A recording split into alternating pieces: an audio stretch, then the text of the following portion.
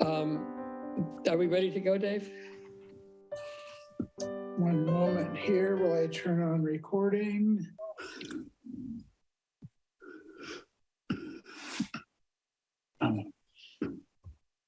Wish they stop moving things around.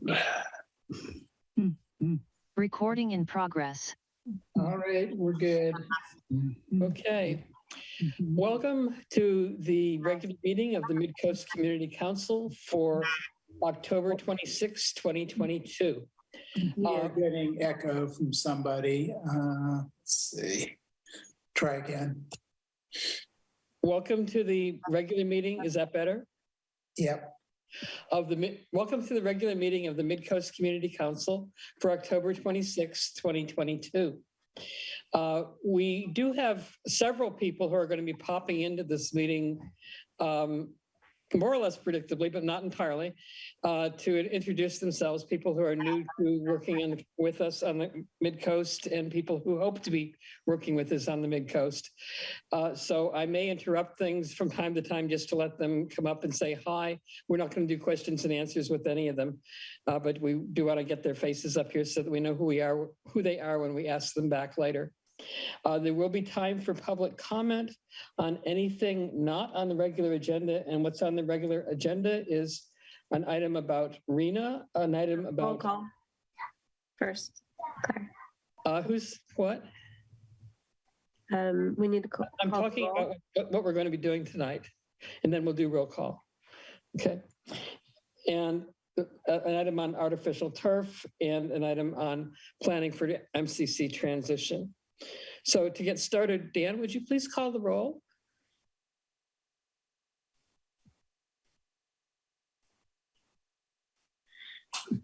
Keeps going in a mute automatically. I'm not sure why. Claire? Yes. Greg? I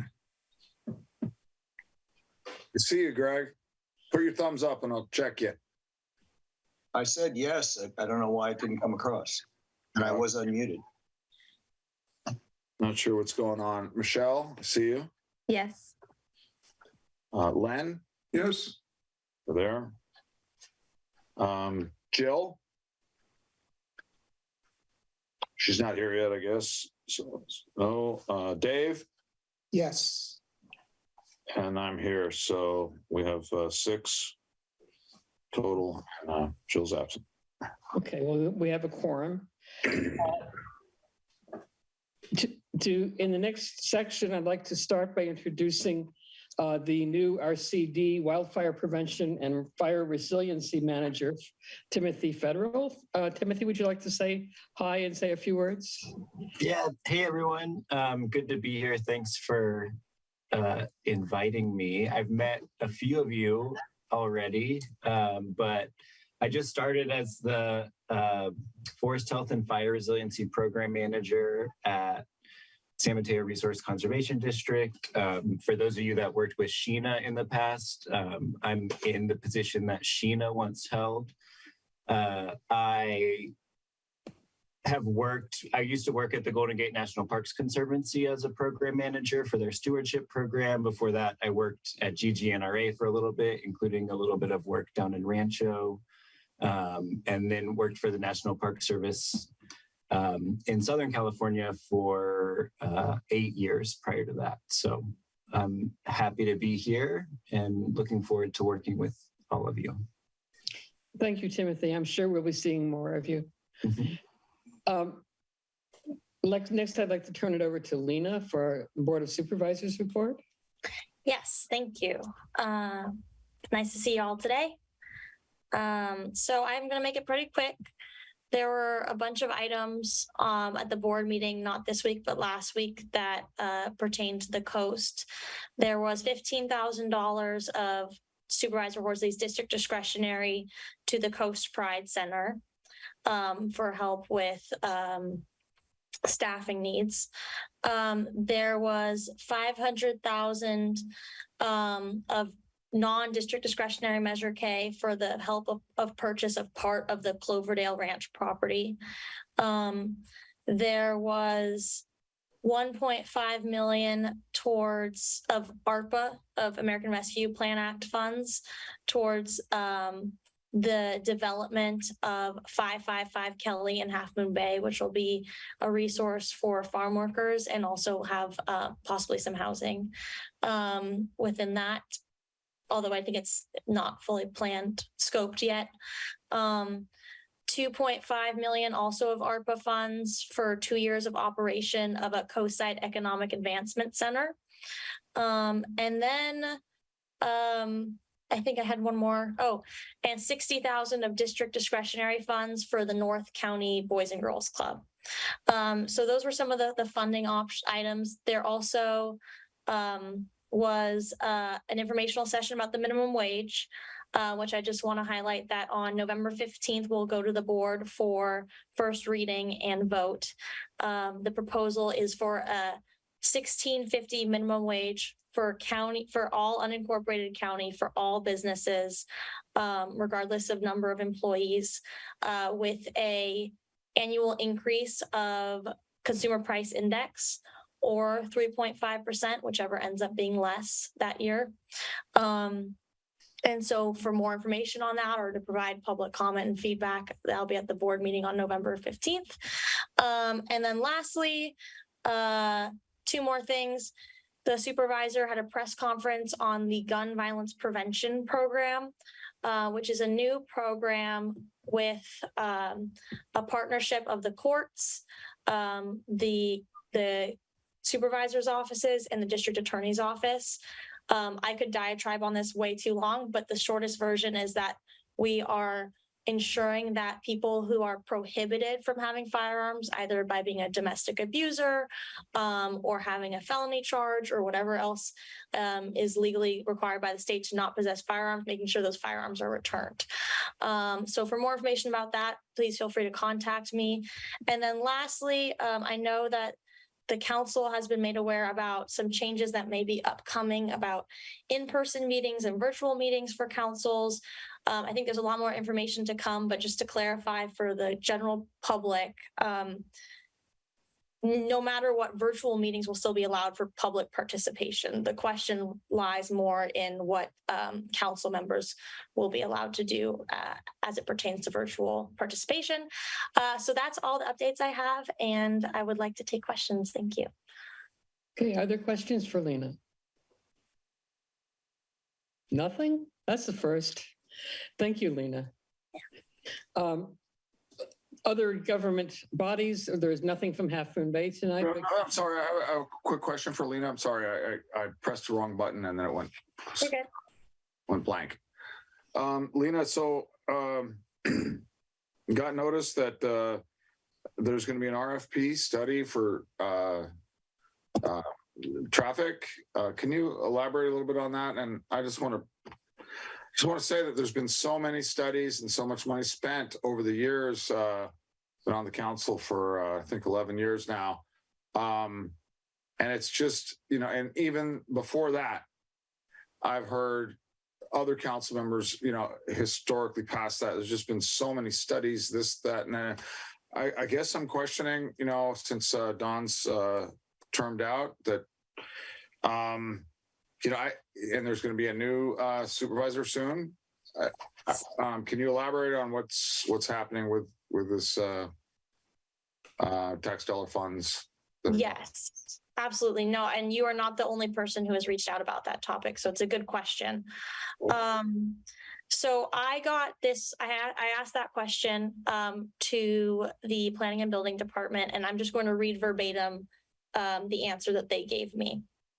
So, employing transportation demand management strategies to reduce the number of trips made by vehicles is both a regional requirement from the City and County Association of Governments of San Mateo County and a recommended strategy by Connect the Coastside. And they have put a page number. I'll put this, it's kind of wordy, so I'll also put this in the chat. As documented by Connect the Coastside has unique transportation needs and challenges. The purpose of the TDM plan is to identify specific and tailored programmatic solutions that can be implemented by the county, Half Moon Bay, and/or partners to maximize our transportation system. Requesting services by qualified consultants that have expertise is an important way that local jurisdictions, including the county, move towards implementation. Many of Connect the Coastside's recommended projects require further study, often with the support of consultants to implement. This is discussed further in Chapter 8 of the plan. So I'll put this in the chat, but I also want to say that I have notified the supervisor that we have heard this feedback, because you're not the first person to say that, Dan. I appreciate the question. Okay. Glenn, did you have a question for Lena as well? Mhm. I think you're on mute.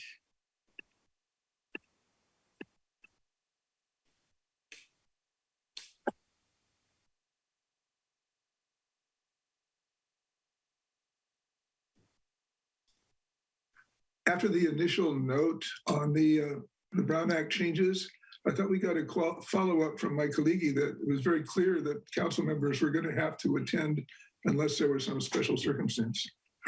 I think that's right. I just have heard some internal conversations about advocating to the state for more flexibility.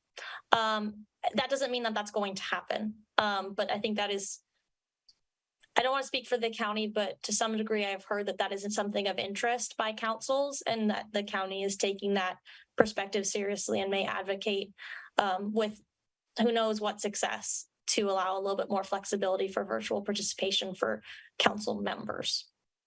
Thank you. Thank you. Okay.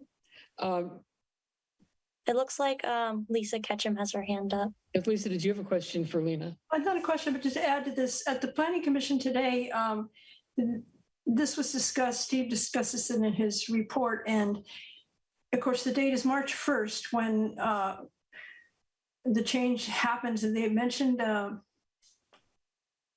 state Senate bill that it goes back to the way it was before, basically, to the Brown. And even, it's not just that all the council members need to be there unless they're sick or whatever.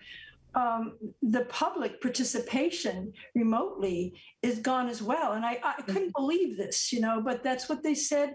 And I guess this is not, okay, what he said as far as the county goes, of course, the Board of Supervisors has been having hybrid meetings with great success, and apparently they're not going to offer that anymore. So March 1st is a way off, but it sounded really alarming to me. Yeah, Lisa, we do have an opinion on that from my colleague. Apparently it's up to the body in question, like the Planning Commission or the MCC, as to whether we want to put the resources into having remote participation by the community. The MCC is probably going to try to allow that, but maybe the Planning Commission isn't. Well, the Planning Commission will probably follow what the Board of Supervisors does. Apparently the board didn't want to go there, I guess. Yeah, let me get some clarity on that, because I'm not, I could be wrong, but I'm pretty sure that we were going to try and allow virtual participation for at least constituents. So let me double check and get some clarity on that. Thank you. We can hope, right? I don't see how we can go back. I agree. I think that, we can learn some things from the past few years in adapting, and it's great to see more participation from people. So I agree with you. Do we know who the state representative is to contact to voice our concerns? We can figure it out. I do think we should pursue that. I want to break in just for a minute because I know she's on a tight time schedule. We'll get to everybody. But I wanted to introduce another person this evening, which is Laura Palmer-Lohan, who is one of the candidates for Board of Supervisors, our district. So welcome, Laura, if you want to introduce yourself and say a few words. Yeah, hi, thank you so much. Thank you, Claire, for the invitation. I really appreciate it. And I appreciate the work that the Midcoast Community Council does. It's vast and varied and super important. And I look forward to working with you and partnering with you when I'm elected to the supervisor seat. My name is Laura Palmer-Lohan, and I am a lifelong Democrat, small business owner. I serve on city council in the city of San Carlos. Last year I was the mayor, and I am running because I want to ensure that we have a safe, equitable, and sustainable future for everyone in the county. I'm deeply committed to addressing the devastating impacts of drought. I want to explore recycling and recapture of our precious resource, water is life, and look at it for use in irrigation, landscaping, public buildings, that type of thing. Also want to invest in wildfire prevention measures. It's just become such a huge issue in our community, and especially in this area with all of the open space. And I'm pleased to have the support of the CAL FIRE endorsement firefighters in this battle, because they know that I'm committed to that effort. Also deeply committed to protecting our open space and amazing beaches, forests, and for future generations to enjoy. I'm also, having spent my entire career in the healthcare space, very interested in protecting our reproductive freedoms. I have the sole endorsement, like I do with CAL FIRE in this race. I have the sole endorsement of Planned Parenthood, Advocates Mar Monte. I've already begun work to try to understand how we can continue to protect reproductive freedom rights, access to abortion, and contraception for community members, and make sure that we have accessible and affordable healthcare on the coast side, because I know that's an issue. In addition, I'm interested in working on affordable housing, workforce housing for teachers. People with disabilities, seniors are often shut out of housing opportunities because of the high cost of living here, and also childcare. To me, that's an extension of housing. I have taken the pledge to not take any contributions from oil, gas, and the coal industry. And I'm really proud of that. It's here. And in fact, I declined a donation from PG&E. They reached out to me and wanted to donate to my campaign, but I refused, because I work for you, the people, and my neighbors. And I look forward to, I don't know if you wanted to do any questions, Claire, or not. No, just a statement. Okay. Okay. All right. All right. Well, thank you so much, and I appreciate your comment, Carlisle, in the chat. Thank you very much for coming by, and we hope to be working with one of you in the future. All right. Thank you so much. I hope to earn your vote. Okay. Just to let you know, Ray Mueller is also invited, and he may pop in later as well. I think we were at a point where Sid was going to ask a question of Lena. That is correct. Lena, I saw what you posted in the chat, but I didn't understand. There's still no funding for Connect the Coast Side, as I understand, right? So basically, we had a serious fatality accident in the Moss Beach corridor, and I was really, I don't know who to ask, because it doesn't seem like we're getting any kind of a speed up on any of the improvements that have been suggested for Moss Beach. And I think Michelle mentioned just recently that there's still another study coming, but no funding, no improvements. People are dying on their bicycles just trying to ride along the shoulder. Can you check back with Supervisor Horsley and find out if he'll tell you when the funding's going to start, so that they can make some of the improvements that we've been discussing since 2012, 20 years ago. Thank you. Yeah, I really appreciate that comment. Thank you, Sid, and I'll follow up with the supervisor. That'll be great. Thank you. Okay. I think the next person from government bodies is Catherine Slater-Carter. Did you have a report, Catherine? Oh, you're on mute. You're still on mute. Thank you for the reminder. I will say that at the last Midcoast Community Council meeting, we had a very calm meeting, and we talked about the non-domestic waste source control program. And I think you mean the SAM meeting. You mean the SAM meeting? I'm sorry, the SAM meeting. Yeah, I apologize. Long day. That said, it was a peaceful, just up-to-date status report. And I wanted to note that we've had some contentious meetings, and many people have said, oh, no, you have to have an odd number of votes so somebody can ram something through. This is a case of an even number of votes achieving success through consensus and team building. And I'm very proud of the SAM board for doing that. We have protected the public health, and we are moving forward with a very good non-domestic waste source control program. So it does show that even numbers can reach consensus when there is a mutual desire, not only to reach consensus, but to protect public health. And so I wanted to thank everybody. Okay, thank you, Leah.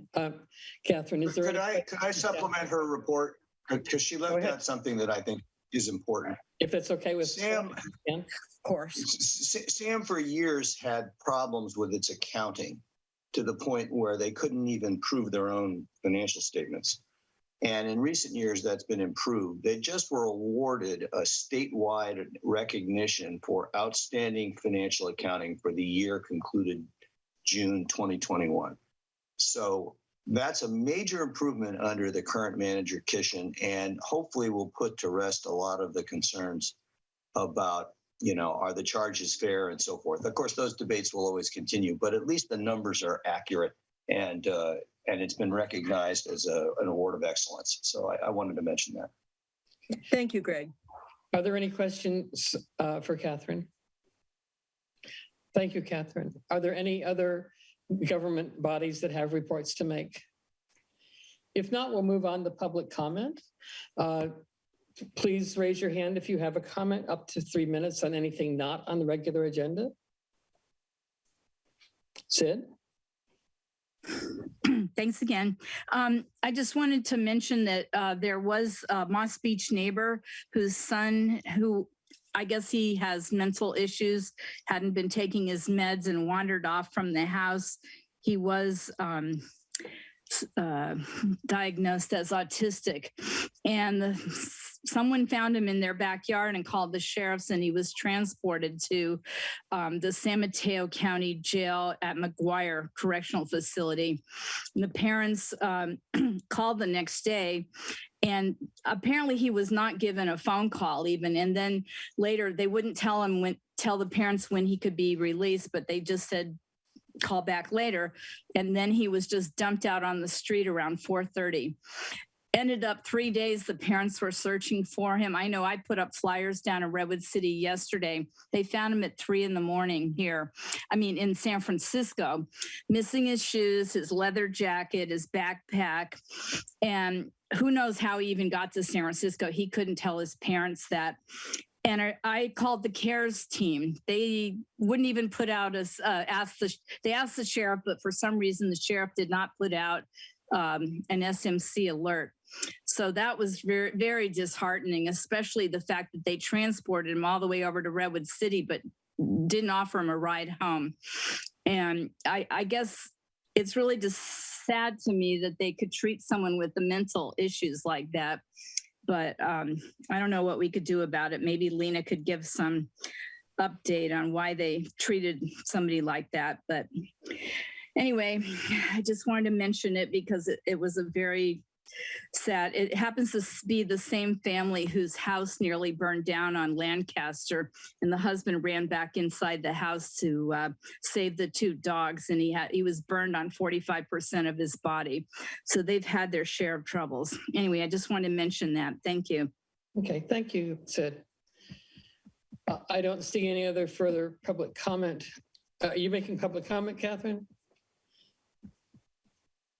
You're muted.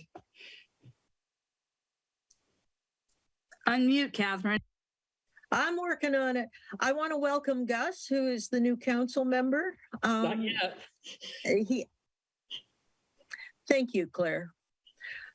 I was going to say in January, but you were very quick on that. Anyway, have fun, Gus. I do want to note that I got a call from some people on the feral cat rescue group, And apparently Half Moon Bay has had an item to make it illegal to feed feral cats on its city council agenda. That will probably be tabled at the, it's been sidelined and will probably be tabled on the next Half Moon Bay meeting, city council meeting, that will be November 1. But if people have strong concerns, I think the Feral Cat Society here has been working so hard on rescuing the cats, feeding them, getting them neutered, getting them vaccinated, and cutting down the population growth, and also finding adoptive homes for feral cats.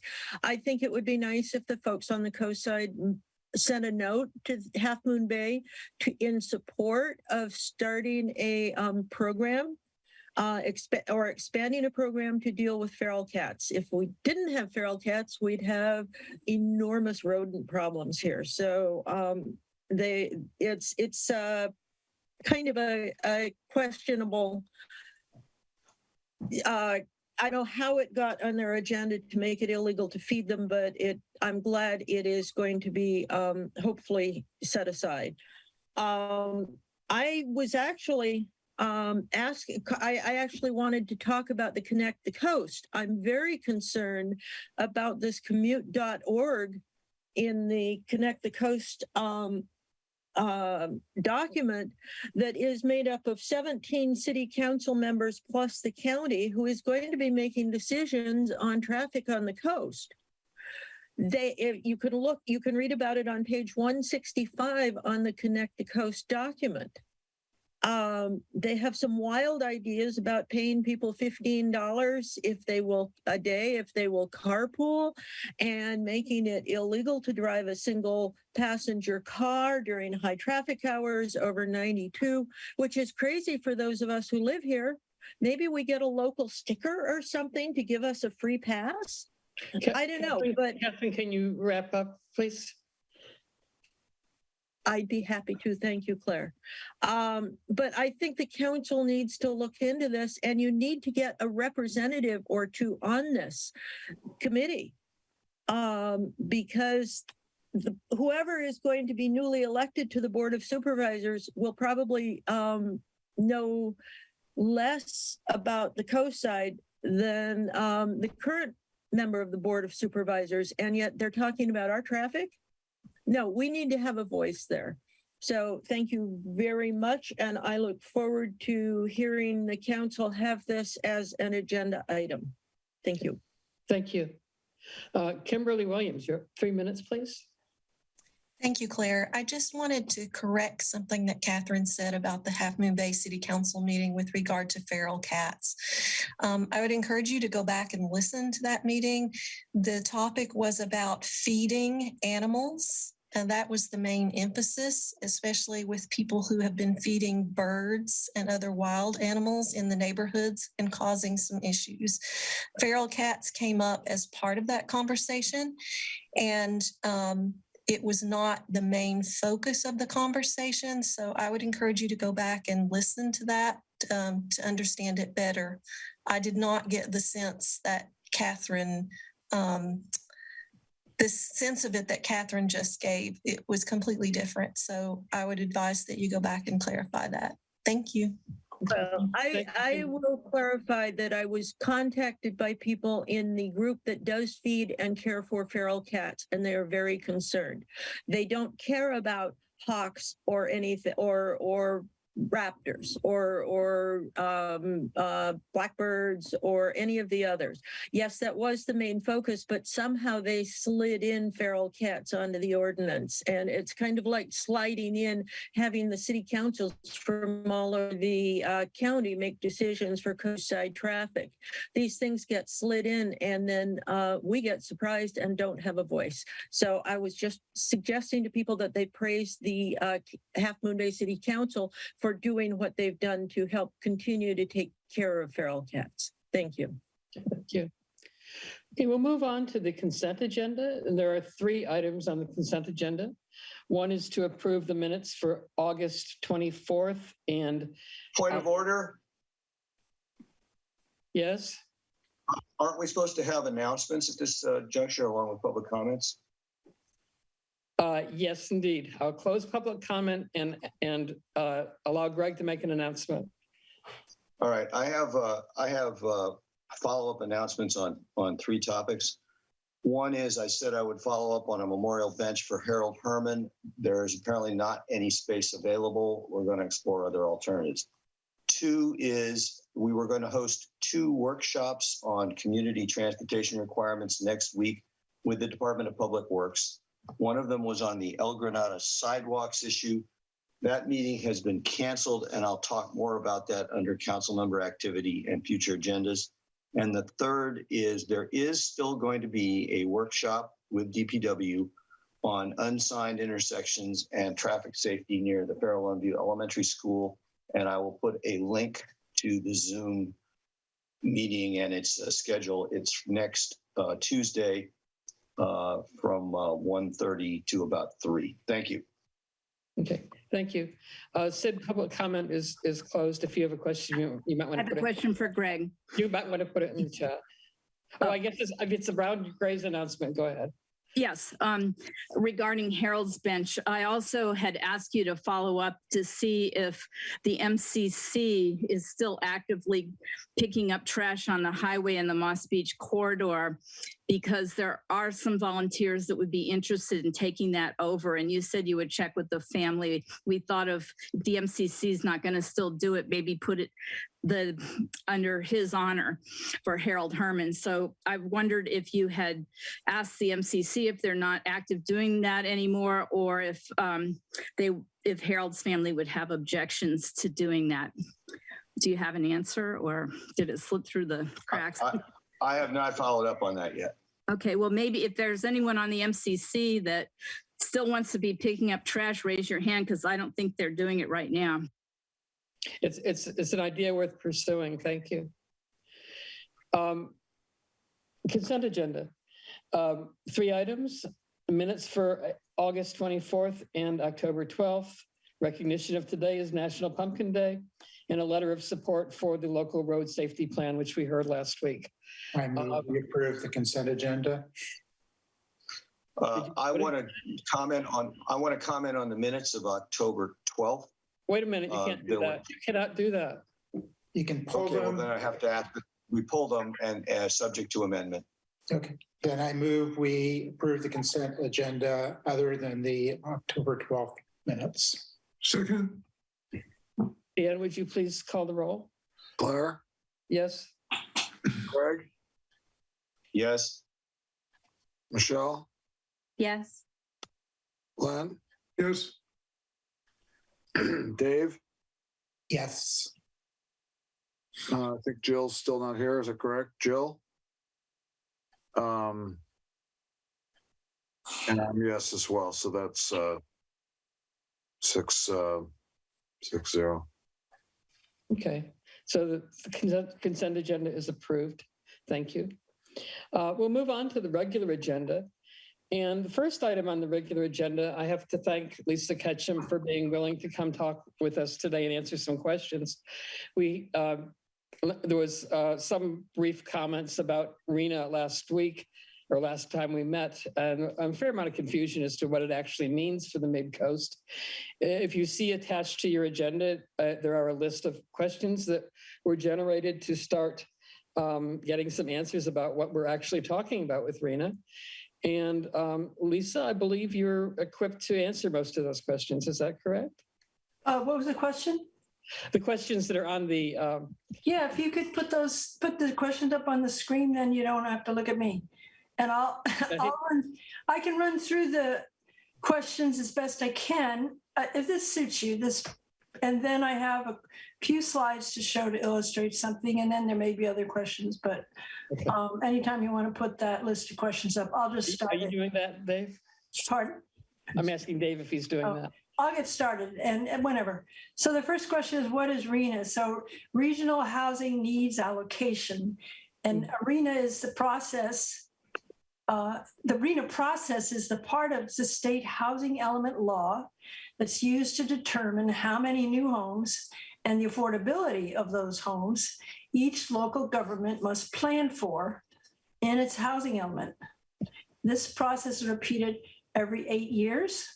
The current update they're working on now is for the Bay Area is for 2023 to 2031.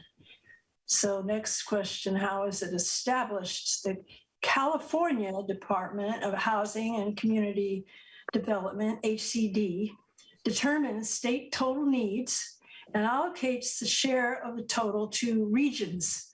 In our case, that's ABAG, which is the Association of Bay Area Governments, 9-county Bay Area.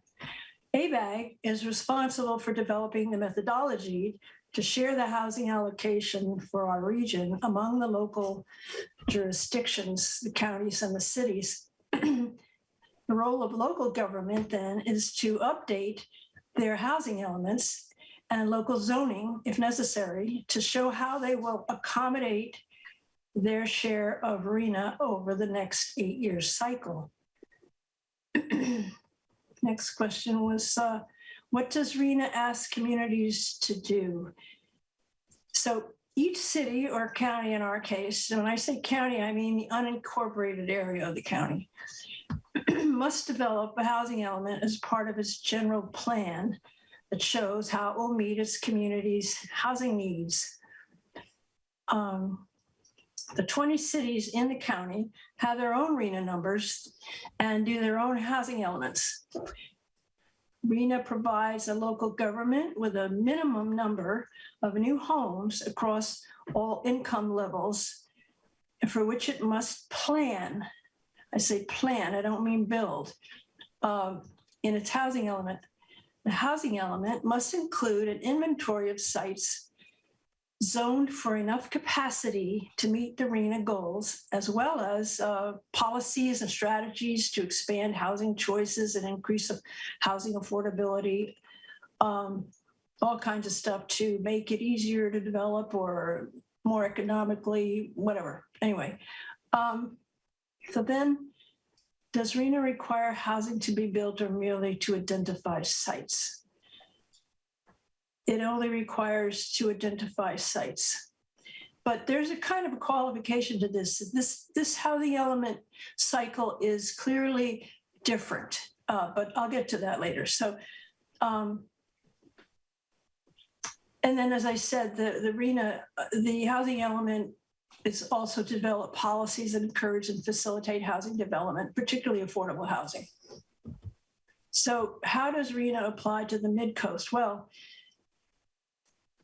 the numbers allocated to the county apply to the unincorporated areas countywide. There's not a specific separate allocation for the Midcoast. Also, we're special here in the coastal zone because state housing law does not supersede the Coastal Act and the local coastal program, the county local coastal program. In other words, next question, does RHNA affect the Midcoast 40-unit yearly housing cap? No, it does not. Can it be required that housing be built on a site that has been identified as a possible housing site?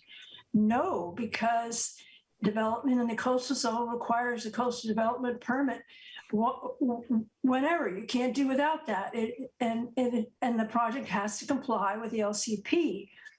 I mean, the only way to change that is to amend the LCP. And we would all hear about that if it was going to happen. What is the county's general level of activity regarding RHNA? And I don't really understand that question. Does somebody who put that forward, can you explain what you're looking for here? What is the county already doing in terms of identifying sites elsewhere or making plans elsewhere besides on the Midcoast and other unincorporated parts of the county? So they're working rapidly on this updated housing element because it needs to be certified by the end of January. And I'll explain later why that is very important to get it done by then. So basically, the activity is updating the housing element. I guess I don't think of this topic as RHNA. I think of it as the housing element. And So, well, I'll go on if I have to explain that more. We can go back to it. So what considerations are given to the constraints of water, sewage, traffic, medical care, evacuation, etc.? My answer is none that I can see. The whole site selection process is clearly a high level view, which I will illustrate. I gave Dave some images, and I'll show you those later, because I did submit some comments on the site inventory and it will illustrate my point of how these sites are chosen. Let's see, how do we know how much housing and of what type is required? Okay, so if you want to delve into it like that, I don't keep numbers in my head, and you can find the numbers in the October 12 Planning Commission staff report, and the draft housing element is still draft. I posted a link to the county page for the housing element update with your supporting materials for this meeting on your website. It's there. And when I get done talking, I could put it in the chat as well. So did the county commit to anything in the present RENA cycle? If so, I don't understand about commitments. What is? Can you elaborate? What? I'm displaying my ignorance on this when I wrote the. Presumably, there was a previous RENA cycle in which there were goals set. Did the county set some goals in the previous cycle, and did they meet them? Well, I don't see it quite working like that. So goals I would interpret as being the site inventory, where the county puts forward specific parcels which are feasible to develop in the next 8 years. And like I said, it's a high level view. Selecting these parcels, and I don't think the state HCD checks that or anything, but so far, the county hasn't gotten in trouble over their housing element. But clearly this cycle is different statewide. You probably heard that the required numbers have hugely increased. And they know because, okay, so every region is on a different schedule. So I think there's some Southern California where they've already past their deadline. They're supposed to have their housing element done. They started earlier. And clearly, in every case, practically the HCDs, the state HCD is sending them back saying, you got to make certain changes. You know, you're not done yet. And I don't know, have details on that, but they're definitely being more strict.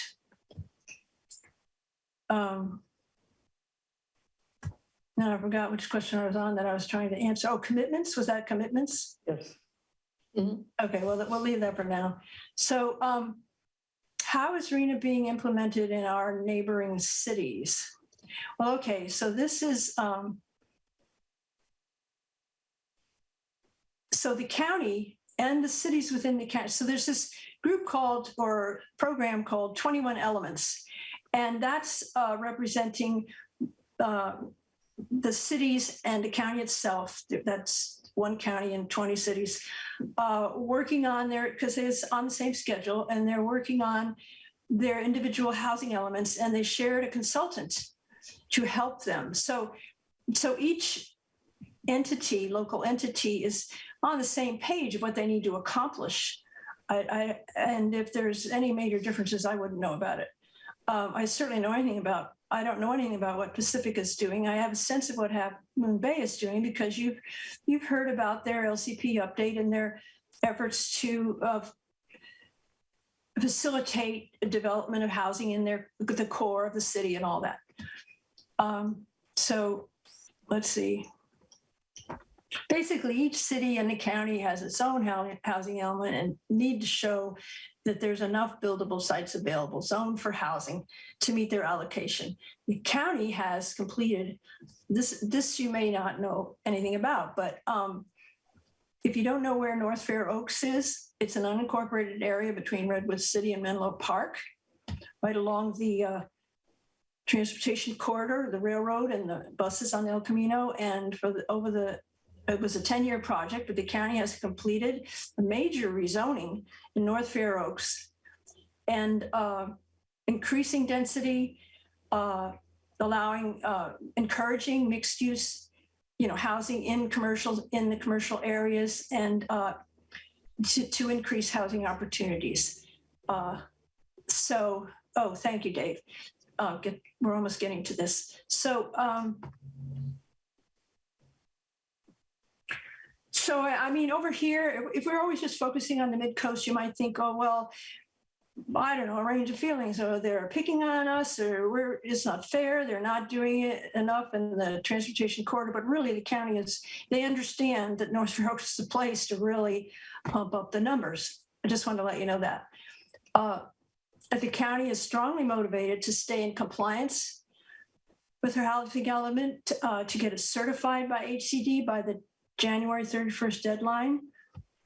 As I said, HCD may require revisions before certifying it, and that'd take another step. Non-complying local governments are ineligible for state grants or affordable housing for affordable housing and transit. And obviously, the county doesn't want to lose that funding.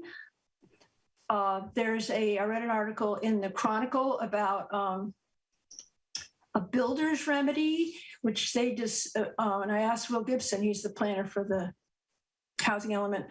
So this was a 1990 amendment to the State Housing Accountability Act, informally called builder's remedy, that says non-compliant cities must allow housing at any density and any height anywhere in the city, as long as it has at least 20% of the new units affordable.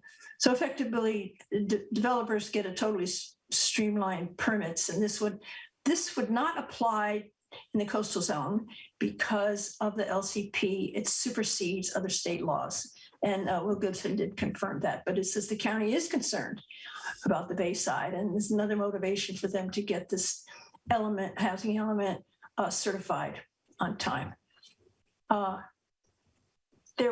Initially, it was announced that there was a 3-month grace period beyond the January date, but it appears that that's not the case, judging by what they're seeing in Southern California. So they're, moving it forward as quickly as they can, trying to address any issues they think the state may have in advance. So how all this plays out is to be determined, but he says this is definitely different than the prior two housing element cycles that he worked on. Okay, so this slide that Dave was showing is, you'd find this in the housing element document that they're working on. This is all still a draft. And so this is just the Midcoast, and these are the sites that they selected. And like I say, I'm optimistic that this is still a draft because I pointed out a few issues with this, and Will Gibson said he would work on that. So if you grab this PDF, you can zoom in or whatever, but I just want to show you it exists, and I can tell you how to find it later if you want. So let's look at the next picture. Yeah, that's the idea I was talking about. You can zoom in. They got a great interactive map site for this site inventory, which is what I looked at. What happened, Dave? I'm sorry, I thought you were done with that one. I was going on to the next one. Okay. I was done with that one. Let's do the next one. So like I say, they came to the Planning Commission to get our comments, and then they were going to incorporate those in, and then that would be the next draft or whatever. And so I did send, my comments were focused on the site inventory. Okay, and I just wanted to show you some examples of the comments that I sent him. So wait a minute, don't go quickly. Okay, let's linger here. So this is Seal Cove, and you see the green parcels. Those are the ones that they're saying are buildable and feasibly buildable in the next 8 years. And so I don't know, can you, you can't see my cursor.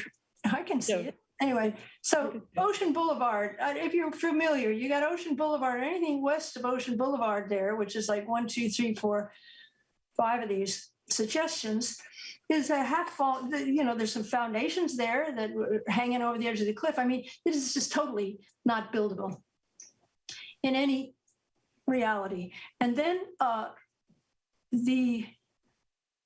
still on the western side of Ocean Boulevard, the first 1, 2, 3, 4 of those is in the section of Ocean Boulevard that's closed. It's sunk away in the landslide, and the parcels are inaccessible even. And the same problem is for basically none of these parcels is buildable. And so, and yet over to the left of the picture, away from the ocean, but still in Steel Cove, you can see some empty parcels there. And it's farther away from the hazard zones. And so along, what is that street? San Ramon. So what I did, because, if we start knocking a bunch of parcels off his site inventory, he's going to end up with not enough numbers. So I will look, you might put some of those parcels in the thing instead. At least they look buildable. So that was one comment I had for him. And so we can look at the next one. I just wanted to show you what struck me. So this is Princeton and the two blue areas, little narrow one is the parking lot that belongs to Barbara's Fish Trap. And the bigger one that the text is pointing at is the giant parking lot behind Harbor Village. And this is proposed for, each on this map, each one has a little thing. You click on the parcel and it tells you how they're looking at it. And they're saying that this is a parking lot and its realistic capacity, a number of residential units is 20. So they're saying, and 15 of which could be very low income. They're saying, and it's like, I don't know. Someday, maybe Barbara's Fish Trap will wash away and they'll build a 2-story park. I don't know. Clearly, nothing's going to be built here in 8 years. I mean, can you figure? So I pointed that out to him. And so next slide, next picture. And this is over there in Valamar Bluff, where the council worked for years helping to reduce the development here. These 4 large parcels are zoned resource management, and that development was reduced from 6 to 4. And the southern house is built. This next one up is under construction. The other 2 haven't started. And the developer has said, he's going to be building like 1 house per year. Well, the point in time when when they're reporting on their housing element, they're putting forward, we've got parcels that are available, and then they'll say, here's what we've built. At some point, I think they have to do that. And they can say, and the date for that, saying, here's what we've built this year, or whatever it is the building permit. And so in other words, these 2, he could use these as, we're going to build these. It's inevitable anyway. So there's 2 sites he could insert. And that's all with that one.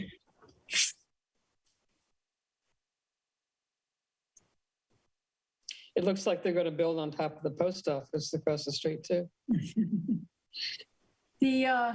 Okay, so on the MCC website, there's a page called Affordable Housing. I had to split that off from the Cypress Point page.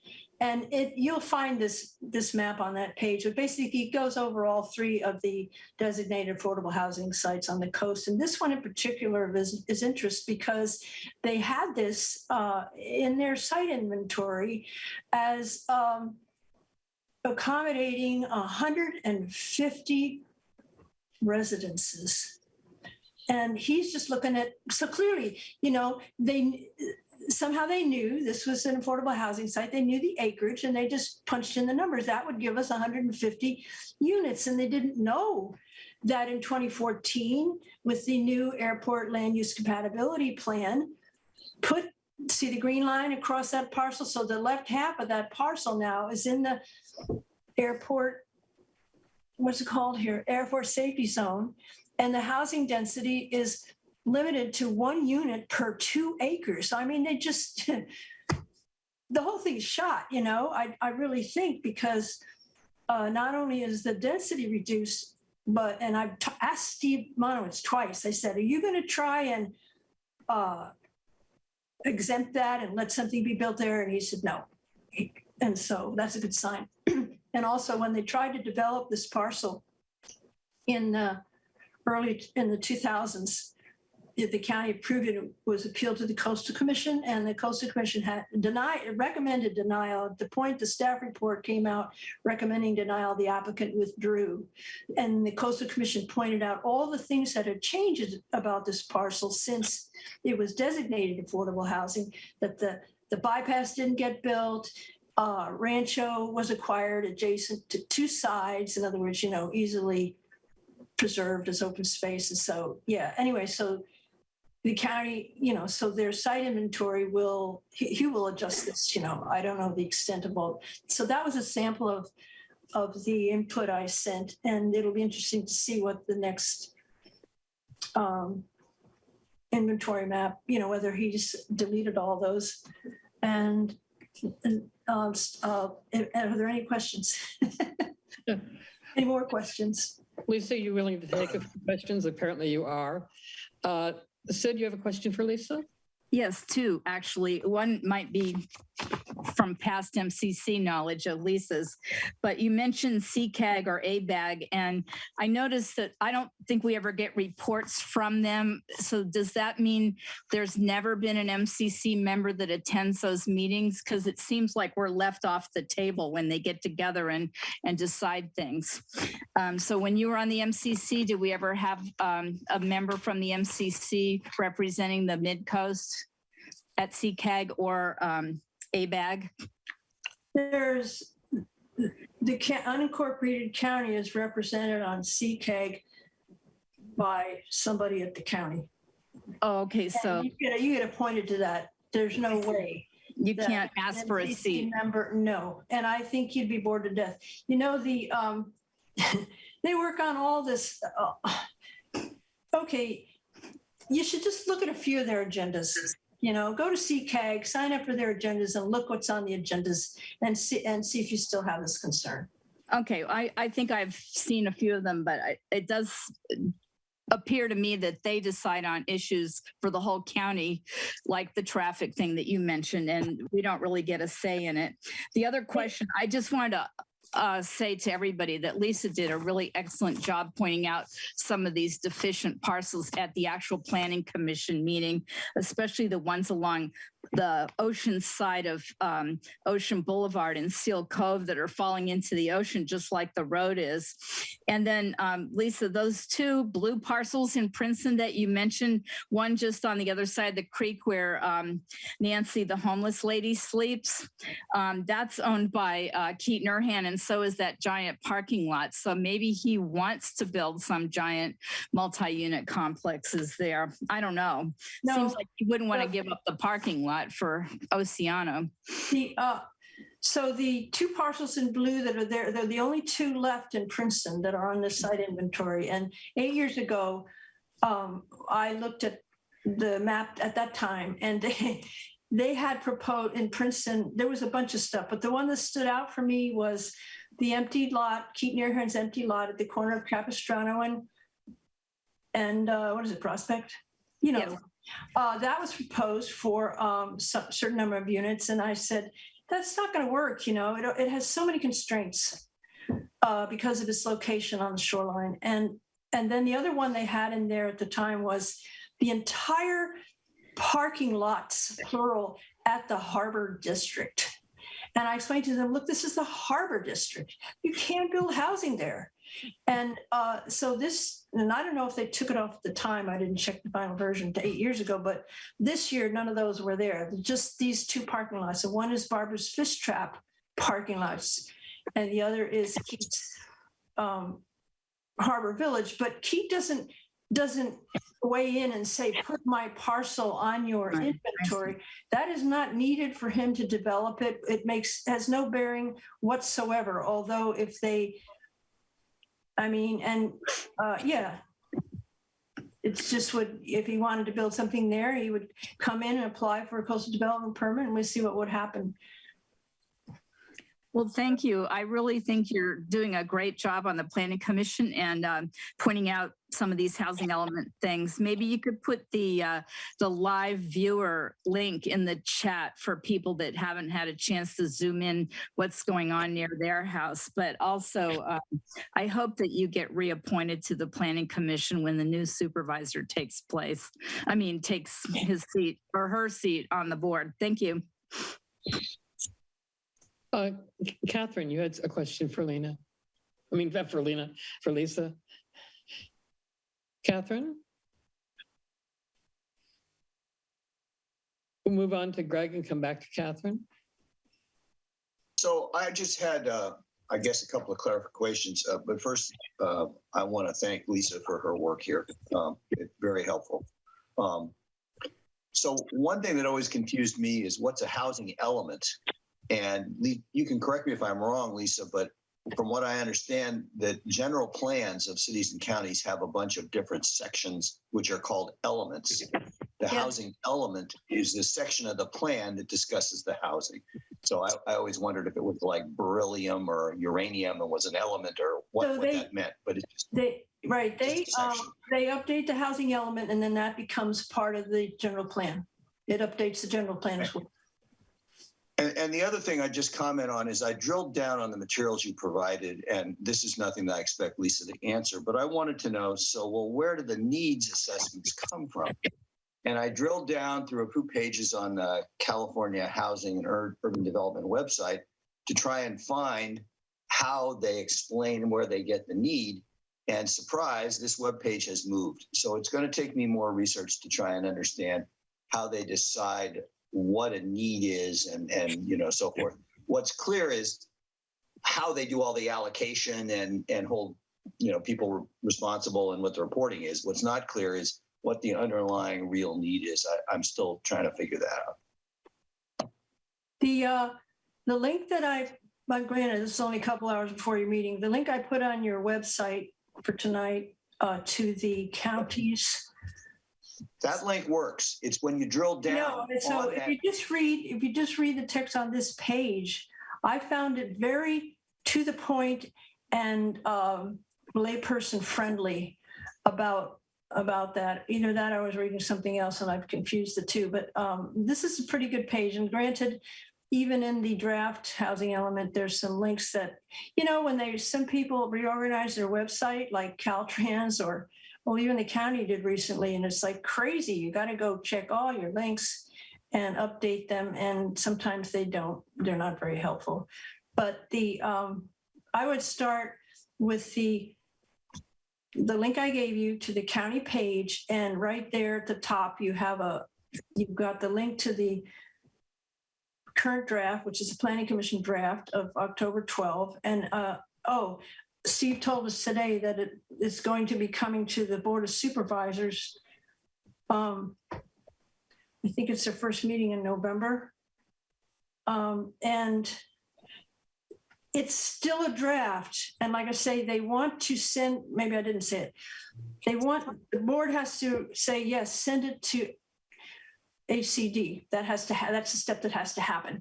And the reason they want to send it to HCD for review before they adopt it is because they're pretty sure HCD is going to come back and say, you need to make some changes. And then they would have to adopt it again. So they're just trying to make it go as quickly as possible. So when that, I will let you know when I find out for sure the date that's going to be on the board agenda. And then you can look at that staff report to see what stage the draft is at and whatever, maybe that will help. Oh no, I know. You said you wanted to know how HCD came up with the statewide allocation. That's what you wanted to know? It figures you're the numbers guy. But it's like there was a Housing Act long ago and they started the whatever's the whole thing. I just didn't attach great importance to it. I said, well, here we are now. This is what we have to do. But I'm sure you can dig up the history. Okay. Any other questions for Lisa? Catherine? Yeah, sorry, I got disconnected and I didn't notice my hand had been put down. Lisa, when they're doing these housing need numbers, do they incorporate into their calculations the SB 9 and 10 bills that were just signed by Newsom and how they're going to affect the traffic on the coast, the infrastructure, and the need for affordable housing? And also the council, and I doubt if it's been rescinded by any subsequent councils since the 1990s, has been asking for a inventory of second units on the coast to be included in the affordable housing numbers. We've never been able to get the county to even take a stab at it. These are all housing numbers that are on top of what appears to be what they're determining to be needed housing units. So I'm kind of concerned about that. The other question is that you're gonna have to ask me all again because I won't remember the whole list. Oh, okay. Go on. I can answer one at a time. I forget them if you give me too long of a list. Let me see. Oh, the existing illegal ADUs. Yeah, they are short-staffed and overwhelmed, and they're not going to do that. And anyway, this is not about existing affordable housing. This is about additional affordable housing. So basically, the number of ADUs that exist does relate to the LCP limit of a total of 466 ADUs ever. So you think you would have to know how many you have before you can enforce that, but that's just a county thing. As far as the state requirement, this is just about new units that are needed.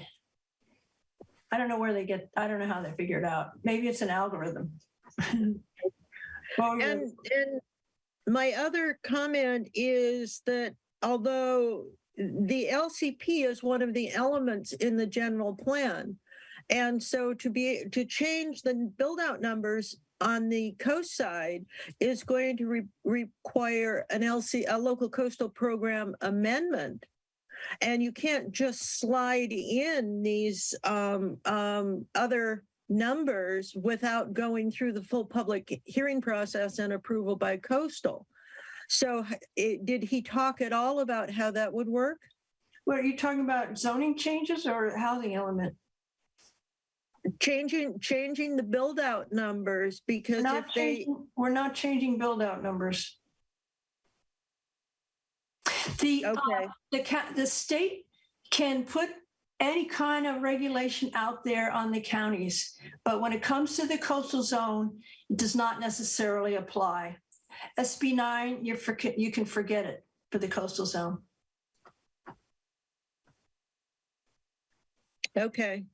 Well, I think it's something we need to keep an eye on because our build-out numbers are so closely tied to our infrastructure and our quality of life in terms of transportation, sewer, water, schools, and parks, and so on. So I think that hopefully the council can keep a close eye on that. Thank you. Oh, and I have one last comment, Claire. You invited apparently the 2 supervisorial candidates to speak to the council. I'm a candidate and running for the Harbor District. I never received that courtesy.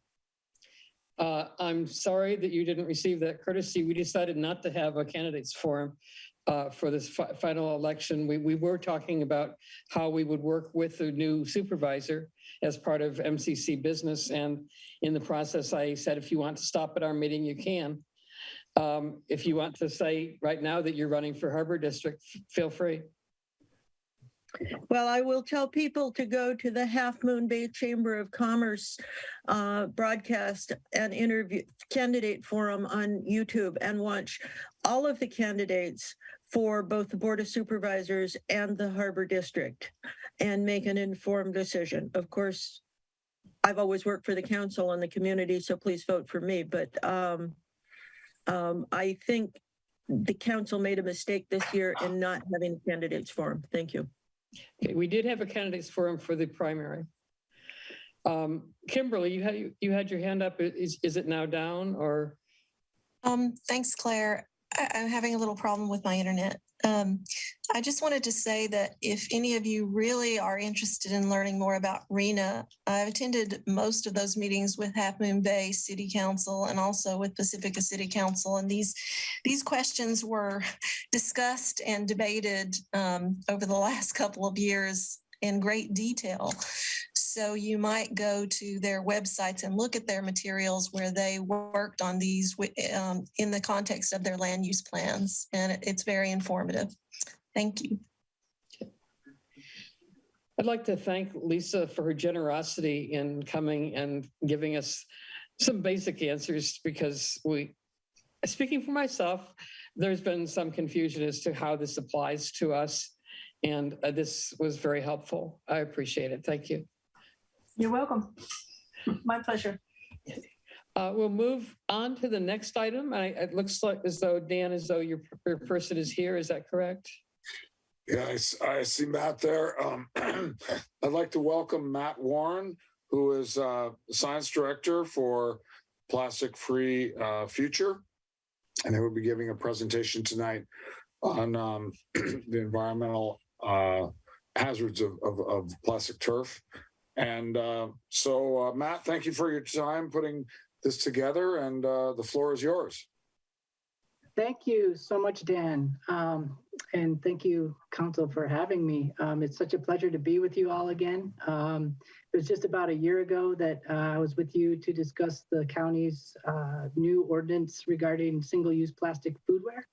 And we've come a long way since then. So it's a lot has been accomplished. So that's encouraging. And I'm more than happy to be here today to discuss plastic turf. And for those of you who don't know me, my name's Matt Warren. My background is actually in forest ecology and biogeochemistry. And considering the current state of the plastic crisis that we're in worldwide, the plastic pollution crisis and the direction we're heading, it also prompted me to co-found a nonprofit organization, Plastic Free Future, and we deal with solutions to the plastic crisis and ways to reduce plastic pollution, both on the local level, also countywide, and we're growing to also address national and international policy as well. So I'm going to share my screen here. Hopefully it'll go okay. Just let me know when you can see it. All right.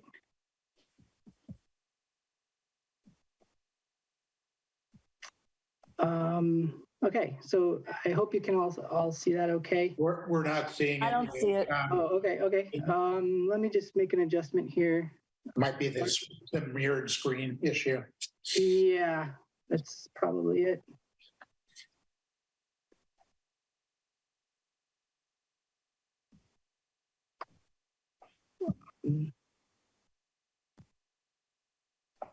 Sorry about that.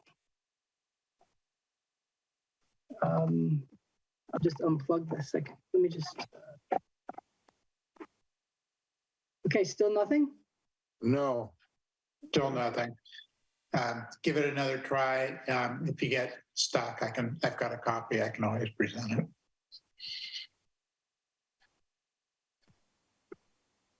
Okay, let me go back to the, sorry. There you go. Oh, okay. Now.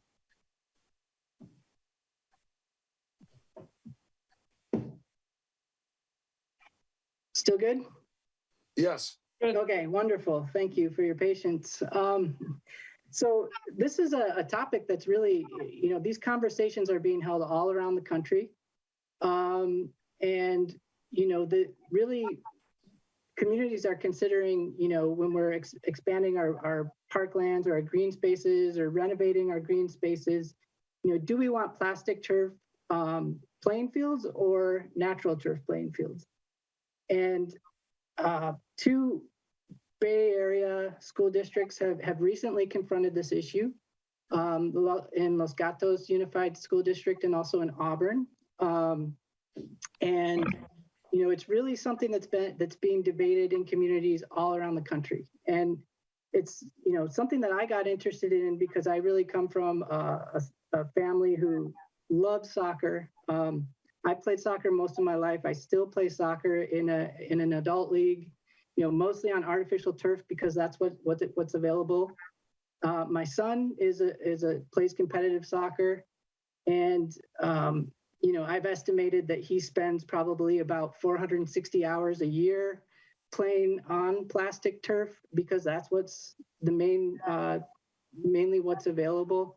So if you think about just over the course of he's 14 now, so over the course of his high school years, he's probably going to spend, you know, well over 1,000 or close to 2,000 hours out there playing on plastic turf.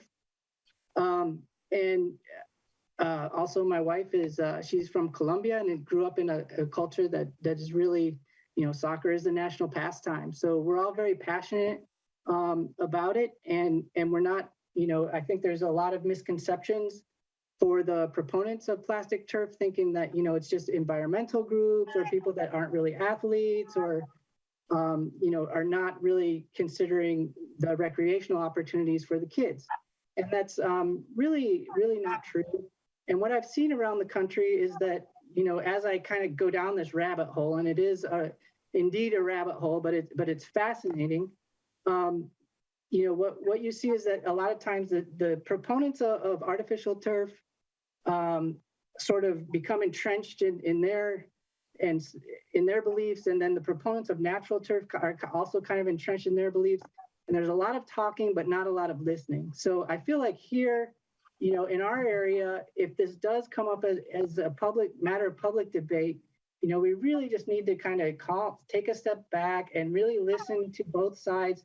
And that's really kind of why I'm excited to be here today, because it's really about education. It's about knowing the advantages and disadvantages, knowing some of the issues that the plastic turf industry is not going to be telling you know, the decision makers about their products, and, you know, really just trying to make sure that everybody has all of the information to make informed decision. And, you know, recognizing that the plastic turf industry is really, it's the petrochemical industry. It's backed by the petrochemical industry and the fossil fuel industry. And it's a, you know, many multi-billion-dollar industry. So they're very savvy with their marketing, and they do a really good job on selling school districts and cities and other jurisdictions on just how great their product is. And a lot of times they'll downplay some of the other issues or fail to mention those issues. And so that's really kind of, you know, what I'm here to hopefully help everyone recognize. So really, I use plastic turf, artificial turf, synthetic turf interchangeably. It's all pretty much the same thing. There are a lot of different types of plastic turf, but it's all essentially the same. And I'll show you a little diagram in a minute. And then, you know, natural turf is just grass turf or just turf. So a lot of times, you know, maybe we'll just call it grass. So here's kind of what it looks like in terms of construction. And plastic turf has these plastic blades of grass. This is the artificial grass. And then there's an infill layer. And this layer has traditionally been filled with crumb rubber. That's the most kind of the cheapest version. So it's often attractive because it's less expensive to have this infill layer be crumb rubber, which is just ground up car tires. So really what you have is you're playing on a surface that's plastic grass, ground up car tires, and then a layer of shock padding so that it absorbs some of the blows that, you know, football players would take, or it absorbs somewhat the impact that players have when they hit the field. And then you have another like drainage layer. And, you know, I should also mention that I'm talking about playing fields, the very large areas that are covered with this kind of artificial turf material. And that's what I'm going to focus on today. I'm not focusing on the landscaping type of plastic turf. So maybe some of you have heard about how, Millbrae has put a moratorium on the installation of plastic turf for landscaping. And that's kind of a different product. So what, this came sort of to our attention through Half Moon Bay's discussion of the redevelopment of Smithfield, where included in those preliminary plans is the potential for adding a large area of artificial turf. And, we thought, well, maybe let's just take a step back. And what about a natural surface? So natural surface, mainly you're going to have just your natural grass and a layer of sand for the root zone. And that's over regular topsoil. And then you also have the drainage built in. So as I mentioned before, this is what we typically see now. Plastic blades with the crumb rubber infill. And, that infill is just made from tires. And that's where a lot of the environmental concerns and also the health concerns come from, is this crumb rubber infill. Because there are a lot of toxins that are, in that rubber material. And there are alternatives. They're using cork.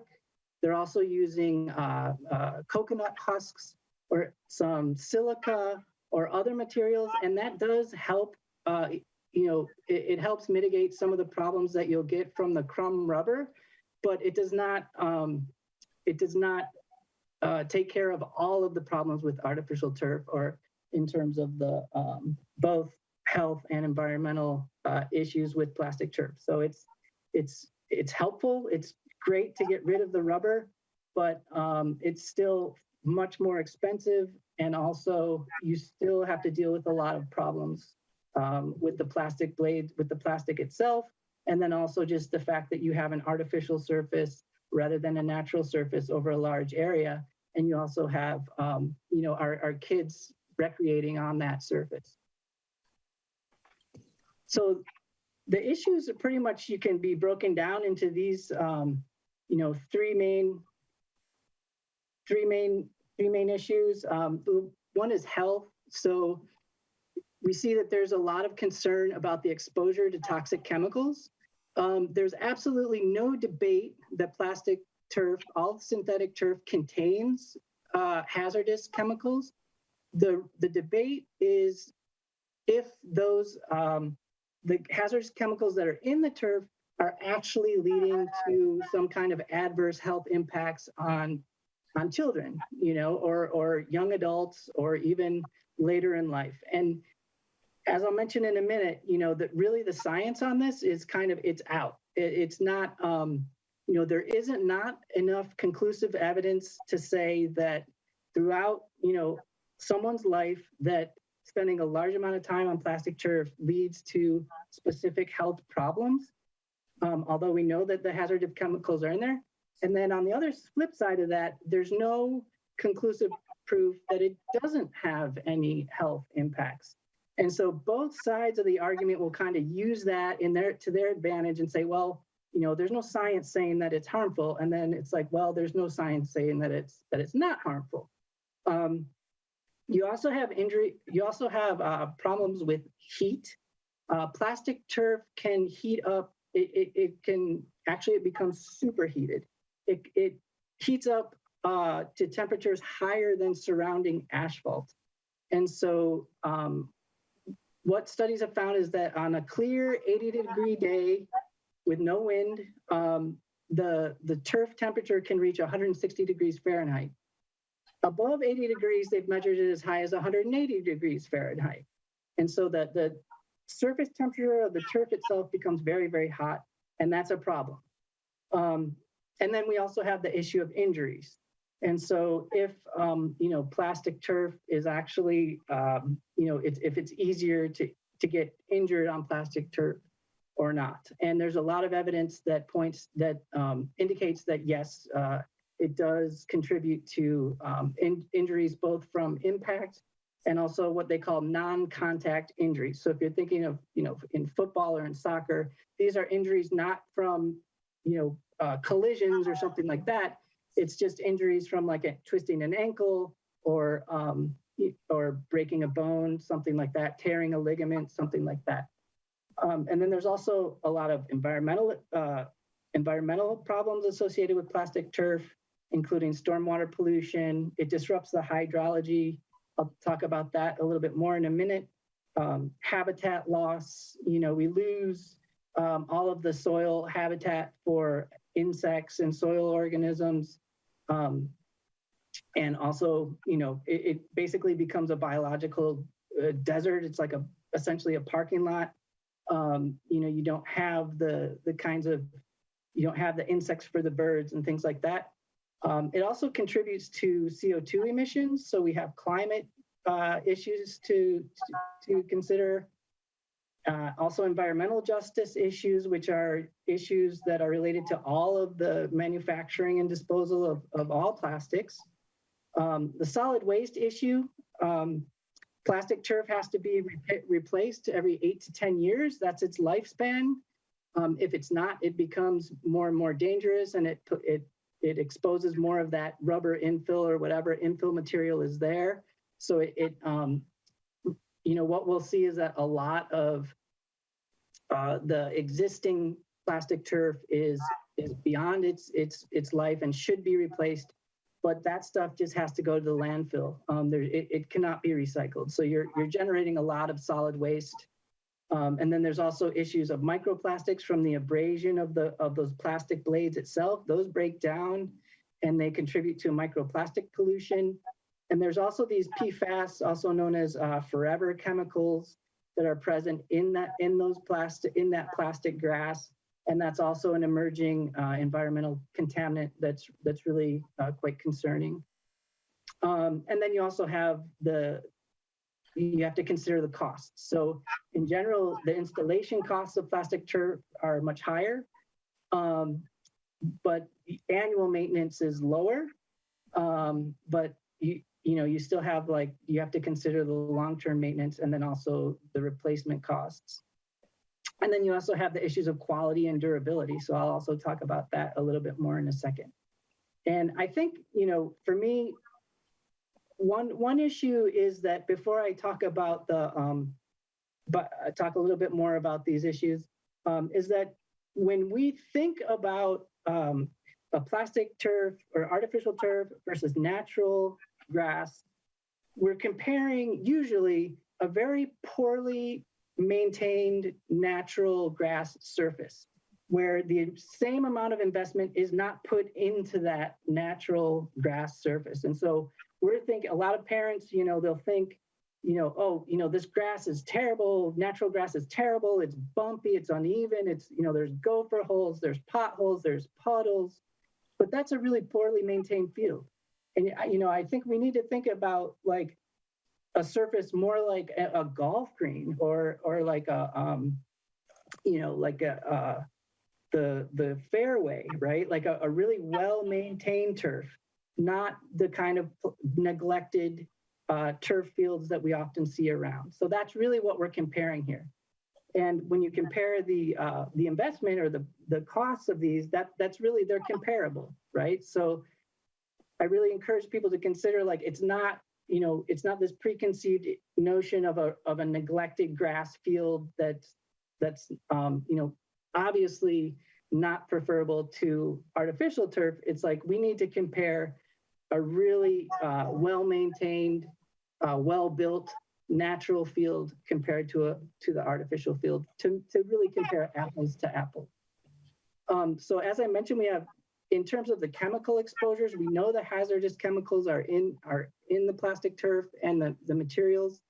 And we have issues of the inhalation or accidental ingestion. That's the volatilization of organic compounds that come off of the plastic turf. You can smell it when you're out there on hot days. You can inhale these chemical, these toxic chemicals, or maybe even accidental ingestion. So that's if players hit the turf, it gets in their mouth. If they're, young 6-year-olds, they can accidentally ingest the rubber particles or the pieces of plastic from the turf. So that's not a good thing. It can also enter through the skin, just through scrapes on the plastic turf. The infill, as I mentioned, can be bad. And I also mentioned the plastic grass blades themselves as a source of microplastic and PFAS chemicals.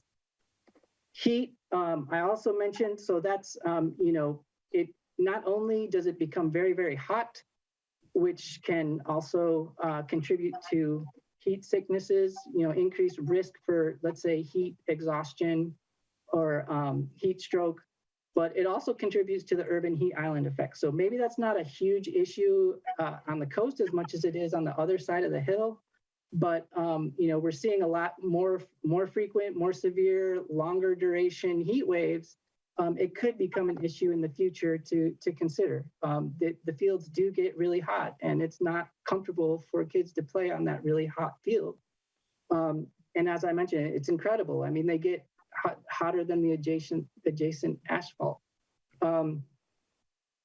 So yeah, in terms of injuries, you have turf burns just from scraping your legs. You have impact, I'm sorry, this is a mistake, should say non-impact injuries. And studies by the NFL have shown that there's actually like a 69% higher rate of the non-contact foot and ankle injuries on artificial turf compared to natural surfaces. And, that's led the Players Association to petition the NFL to do away with artificial turf. The vast majority of NFL players do not want to play on artificial turf because it shortens their careers and it also increases their risk for these kinds of injuries. And this, the injury in last year's Super Bowl kind of really kind of, is like the final straw. That really kind of caused a lot of the players to just band together and petition the NFL to do away with plastic turf. And this is a professional women's soccer player who posted her picture of her turf burns. And, that actually led the Women's Soccer Association, Players Association to sue a lot of the international soccer organizations because they're playing women's games on turf, whereas the men's games are always on natural grass. And internationally, it's the international standard to always play on natural grass. And a lot of the European players won't even play in the US because of the artificial turf. And then you also have youth injuries. So unfortunately, like my son here, he broke his fifth metatarsal, which I can't definitively say it was because of playing on plastic turf, but I honestly believe that it does play a role because it wasn't no contact, and it's just a matter of, changing directions quickly, running, starting, stopping quickly. It puts pressure on the bones that a natural surface, you don't have that kind of pressure. So, I think there is a legitimate argument about being concerned about these kinds of injuries on artificial turf.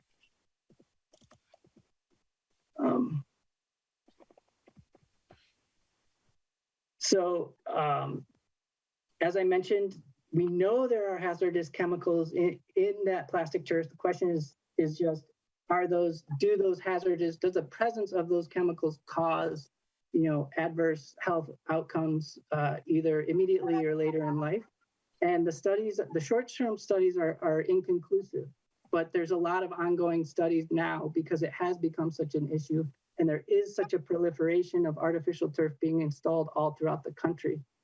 And, unfortunately, there are no long-term studies on the chronic exposure. So like I explained, for example, my son, who's on a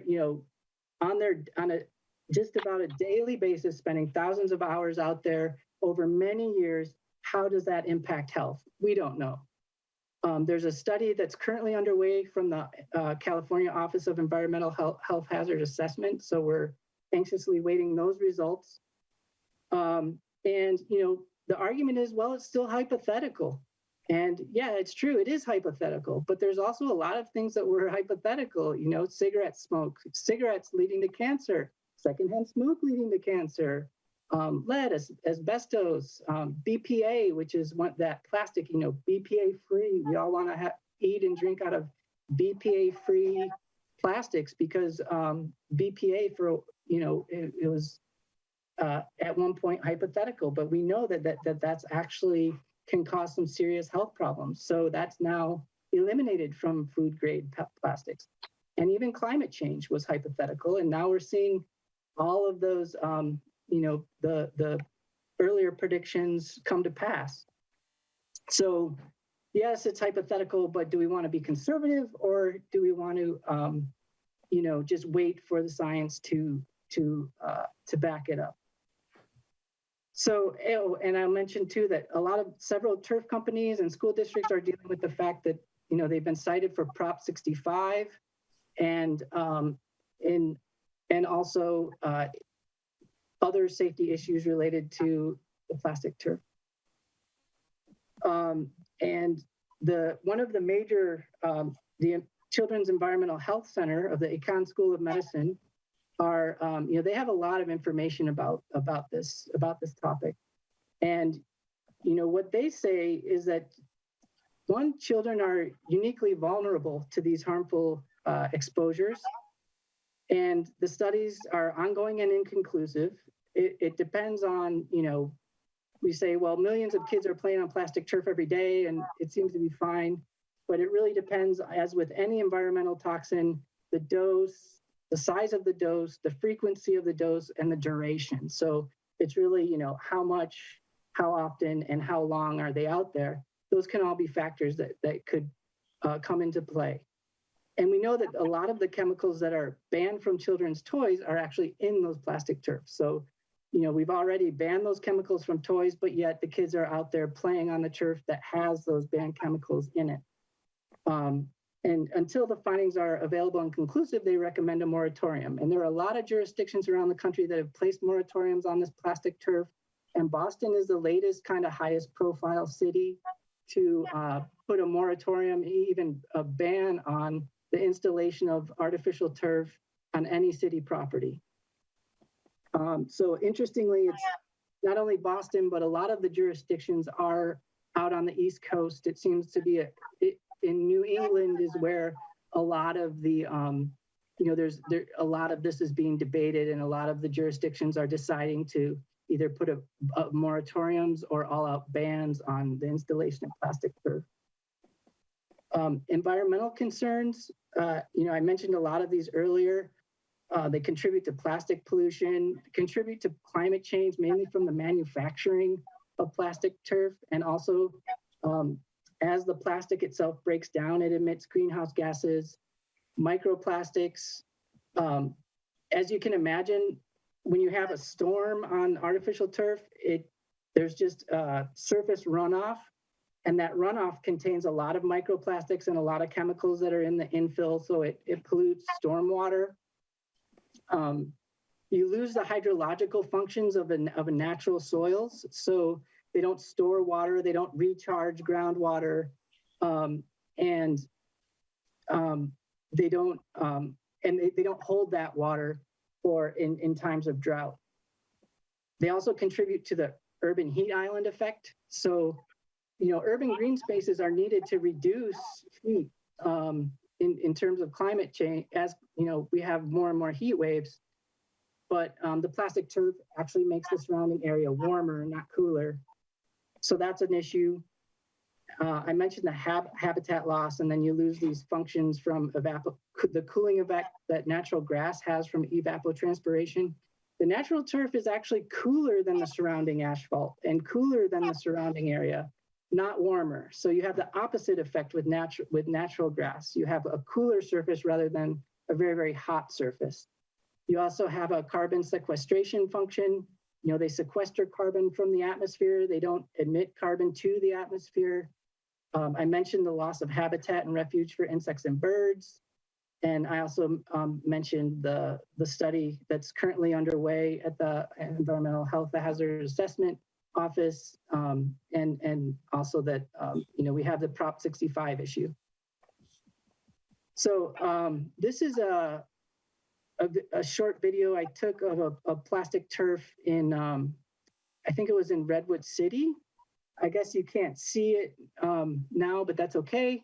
What you see here is basically all of the rubber infill being spilled off of the surface of the turf. into this area here with really no regard about the pollution or what happens to this when it gets into the storm drains or when kids are actually playing on this. This is right next to the field. So you can see this infill material just all over the place. And that's really the big issue, at least with these. And then also these fields get really worn down and then not replaced when they should be. So, and just kind of in summary, if you compare the two, natural surfaces sequester CO2, plastics emit CO2. Natural surfaces cool the air versus heating the air, releasing oxygen and water versus releasing hazardous chemicals. Natural surfaces filter stormwater and recharge soil water, whereas plastic surfaces increase runoff and pollute stormwater. You have the difference in, habitat and refuge for insects and birds versus, not. The plastic is basically a biological desert. You have no environmental justice concerns with natural surfaces where you do have, investing in plastics, plastic turf perpetuates the environmental justice issues where they're manufactured and disposed. You have no microplastics coming from natural surfaces, but you do have microplastics coming from artificial turf. And then you also have this, something that not too many people talk about, which is really just the natural sensory experience, And it's just a matter of when you're out on the grass with the way that it feels on your skin, the way, how it smells. I think that, with the advanced technology and video games and things like that, our kids need more time outdoors and in nature. And I just think the artificial turf kind of detracts from that experience of being outdoors and playing on a natural surface. And, I'd much rather come home with grass stains than with burns from the plastic turf, So I think there's something to be said about just how the overall experience of playing on a natural surface versus playing on an artificial surface. And then in terms of costs, really, it's hard to really say until you actually have really good quotes for your specific design and your specific site. And what we found is that most of the time it's a wash. If you really want to have a well-built, well-maintained natural grass field, you're going to be paying less for installation, but more for upkeep and maintenance per year. Whereas artificial turf, you can pay higher upfront costs for installation, but then you really need to replace it every 8 to 10 years. And, if you don't, then it degrades and it becomes more dangerous to play on. But if you factor in those costs for replacement and disposal, at the end of the day, it's really about the same cost. And, there are a lot of drought resistant varieties. There's pretty much, there's a grass variety for all climates. So, I think that there really are alternatives out there to natural turf, even though they're being pushed so heavily onto cities and counties and school districts by the synthetic turf industry. So, the last thing I'll say is just that players, they prefer they prefer natural turf over artificial turf worldwide. So we have players for the professional soccer players. Because of this controversy in the 2015 Women's World Cup that was they played a lot of games on turf, and they actually filed a lawsuit because of that, because it is not fair, because the men do not play on they do not play on artificial turf, but the women were being made to play on artificial turf. And they actually filed a lawsuit because of that.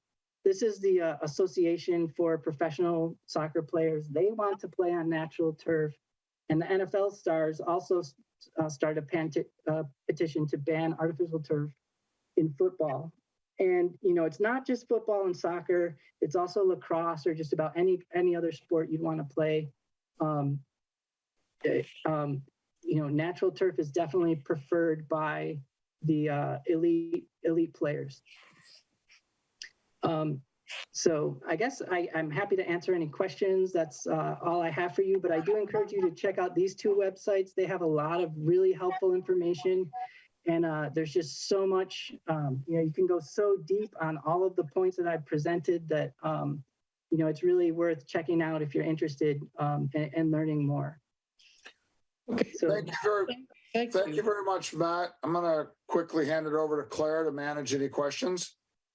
Okay, we've pretty much reached the end of our time. I hate to not have any questions.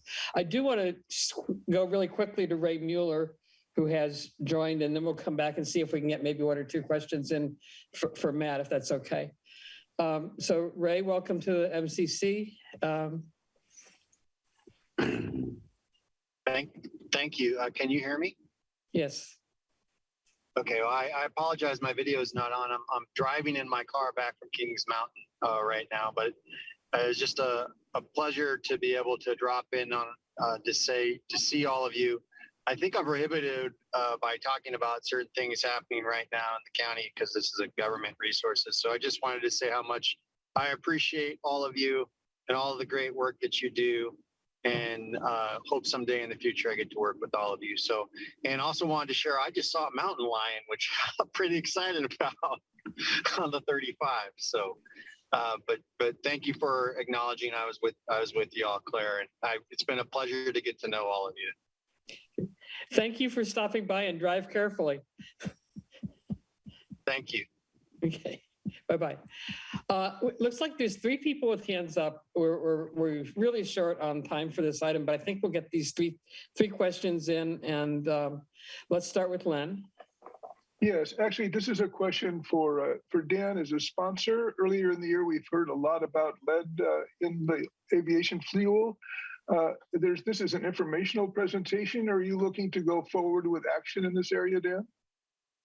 This was not about lead. No, it was about, but with respect to turf, it was pointed out it represents a danger. And I was wondering. Let's have some questions for Matt since is on his presentation. Okay. Is that okay? Sure. Sid, you have a question for Matt. I just want to thank him so much. I already was kind of opposed to artificial turf because of injury and the environmental concerns that people get, you can't really dispose of it safely or carefully. And I am glad you brought up the part about the heat it generates. Even though we're here on the nice, cool coastside, it's still an issue because we are affected by global warming. So thank you for a very in-depth observation of all the problems with artificial turf. I don't have a question for you. Thank you. Michelle. Yeah, thank you. It was a really informative presentation, as was your last presentation to us. So I really appreciate that. The one thing I didn't see really referenced in the presentation at all was the impact of water usage or the comparison of the water usage between artificial turf and, of course, natural turf, given the fact that we are in a drought. I get it, like plastic is bad and we should try to avoid it. But my understanding from doing some research is that the long-term impact is a very significant amount of water required for natural turf versus artificial turf, which is very minimal, just, occasional watering to water it down if dogs pee on it or something, or it gets dirty for some reason. So I just did want to ask about that aspect of it. Yeah, thanks for bringing that up. That's a great question. And so we're seeing kind of it's quite interesting because I don't know if this really applies to the coast side, but inland, in areas like San Jose, for example, or on the peninsula, what we're finding, and in other areas in the country where it's really hot, what we're finding is that they need to spray down the artificial turf in order to cool it down enough for kids to play on it. And so we're finding that although you're not irrigating it, they're having to use a lot of water just to reduce the surface temperature down enough so it's tolerable for kids to play on it. And they're finding that that is actually offsetting a lot of the, or most of the advantages that you get from not having to irrigate it. But that said, I think that there's a lot of, that's something that you would, I think, have to go deeper into for the specific site that you're considering, because there are a lot of drought resistant and durable varieties of grass and natural grass that really require the least amount of water usage. And then I also think that we have to look at it look at the broader picture, right? So when we're going, I drive down to Half Moon Bay almost every Saturday, and I drive by and I see spray irrigation being used for the farms across from the golf course, and I see, our world-class golf courses in Half Moon Bay also, don't seem to have a problem with their water usage. So if we're talking about a drought-resistant, well-built natural grass field, it might take more water than artificial turf, but over the long run, it's a matter of how do you balance water usage across your whole jurisdiction, and I think there's other ways to conserve water. So, I think that it could potentially be an issue, but I think that there's a lot of other considerations, and that I think that if you look at really a site, what's appropriate for your site, it's something that would have to be analyzed kind of at that level. So I hope that helps. Yes, thank you. So I'd like to say thank you to both Dan and to Matt for an interesting presentation that I'm sure we will likely want to follow up with in the future. So thank you very much to both of you. I'd like to move into the last item of the regular agenda. This is somewhat internal business, but I'm hoping that maybe some people who are not on the council will also have some suggestions. At the end of, the four people who were up for whose terms expired this year were the major leadership for the last 4, 5, or 6 years of the council. And their absence is going to mean a lot of transfer of knowledge and responsibility to other people. And I've asked Dave to help us take a look at what we need to look at as we plan for the future. You want me to take it from there, Claire? If you would, please. Sure. So I'll go ahead and share the list. And as I said, when I mailed this out to the council at the time I posted it, the fact that my list is longer is because I prepared it and I'm more familiar with what I do. Len sent me a couple of additions or several additions. I added one of them and I didn't add the others, and I'll go into why in a minute. I didn't hear further from Michelle, so there may well be more tasks that Len and Michelle handle. And I'll also clarify that these tasks are tasks handled only and since we're all leaving the MCC, we need to take them on. It's not intended to cover jobs like secretary and treasurer, since we have job descriptions for those, other than to mention that somebody is filling that role. So I have the list here. We've talked about some of this in the past. Greg has been willing to take on some of what I've done. Others may be willing to take on some of it. And I can go down through it bullet point by bullet point, but it falls into several categories. Basically, other than Lisa, who is like essentially the owner of the website for style and keeping a lot of stuff updated. I'm the main website person, particularly for agenda postings and posting a few community events to the website.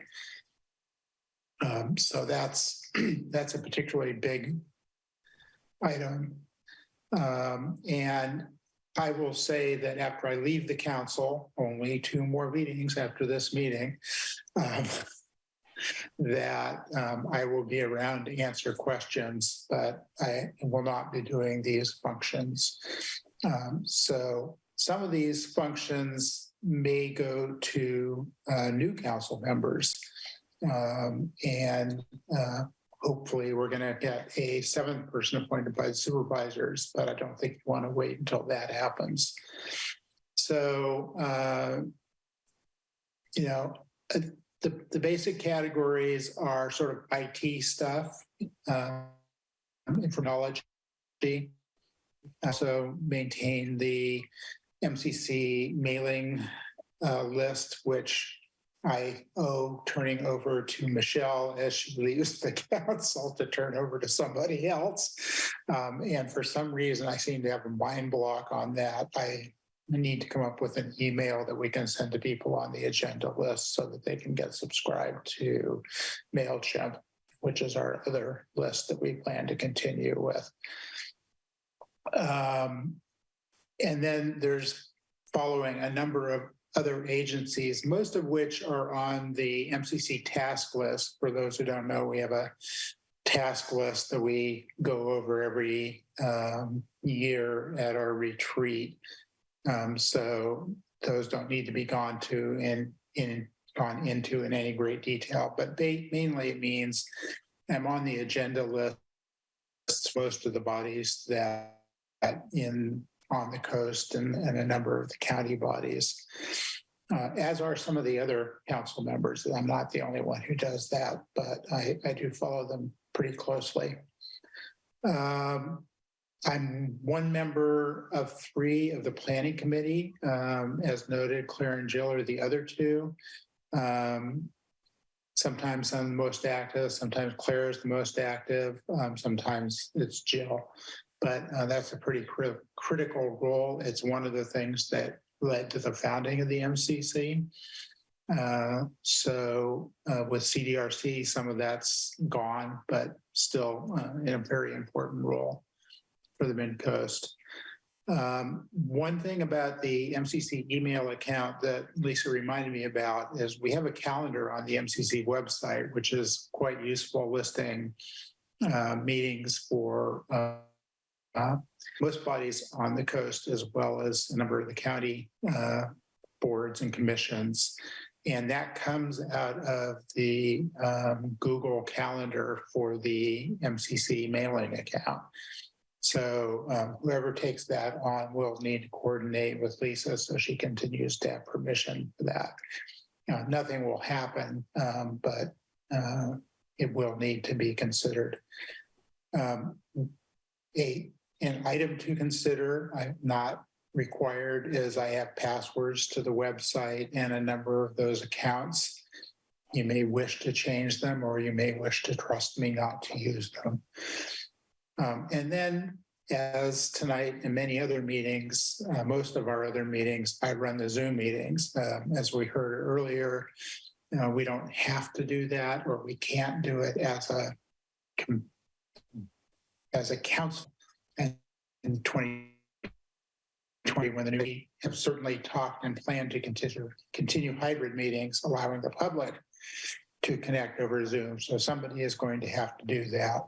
And we did buy the equipment for that. The equipment was sitting in my garage. It's been moved to the MCC office. So somebody will have to take over that hybrid stuff and work with PCTV, who offered to do a lot of the hard work for us on that. Are there any questions about my tasks before we talk about who might be doing them? Okay, not seeing anybody. I'll go on. Len, is the secretary. So as secretary, he takes and writes the minutes. He's had Jill helping him with that lately. He's been in the main hands on issues. He's been our liaison to what was the Fire Safe Council. I think there's a new name for it now, but I couldn't come up with it. And he's been our liaison to County Department of Public Works for transportation issues. There are other things he has been doing, and if he wants to talk about those, we'll have a chance to talk about them. Michelle, as our treasurer, has been handling the county funds, the annual funds report on the website that goes to the county and gets posted to the website as well. Handling the finance page in general. She's been managing the newsletter. She created it and has been nagging us to keep it going. And I think that's a good thing. And she's been managing the mailing list for that on MailChimp. And then we will, as I discussed, be transferring the agenda list to that as well. And so, Michelle, want to add anything to that? No, I think that mostly covers it. There are a couple of things that sort of I've done at different points in the council that we haven't necessarily been keeping up. One is our Facebook page. I think you saw that on here. We have a Facebook page that we occasionally post. Actually, I used to do it a lot. Dave's been posting more recently. So keeping that up to date, or at least relatively up to date, would be good. And then on the website, there is the meeting, what do we call it? Meetings archive page. So I did that back in June, but I noticed it hasn't been updated since. So we also need someone to take that on. Okay.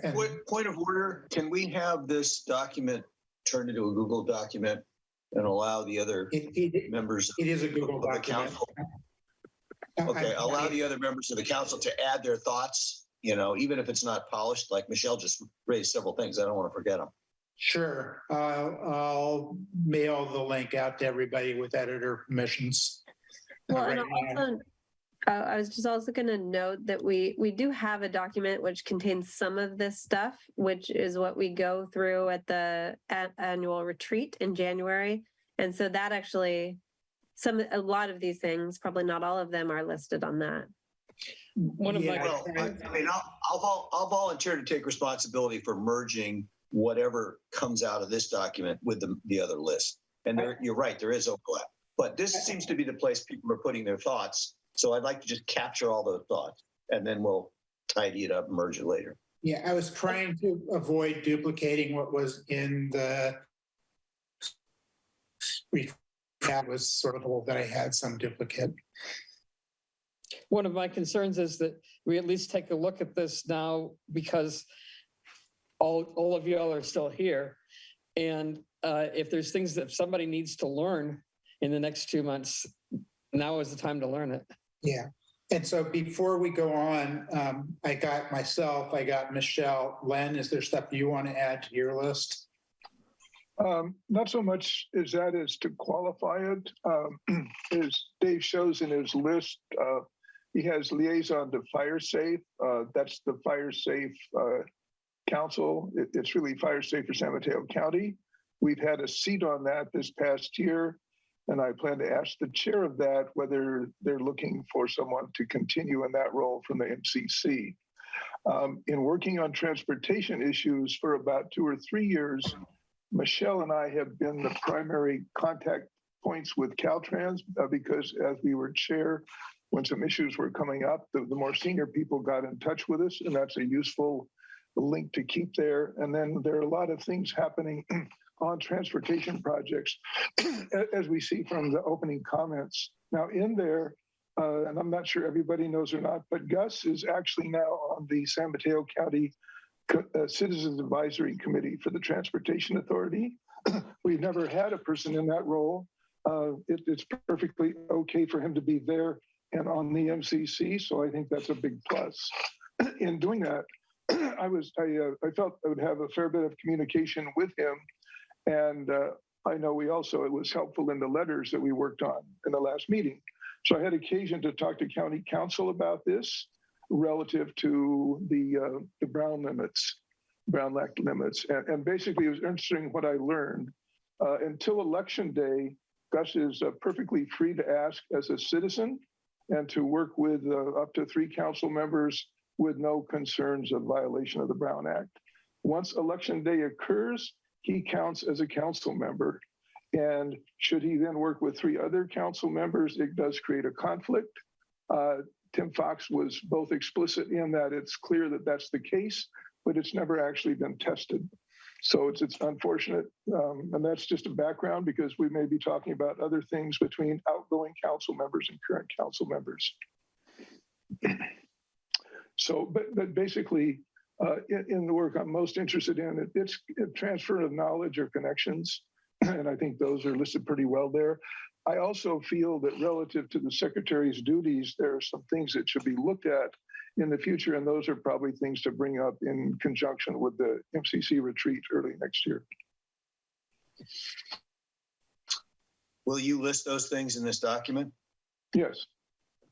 If that's what you like. I mean, you're sort of a key driver. I would like to, I'd like the air molecules after they stop vibrating to be recorded, you know, gotcha. So we can own.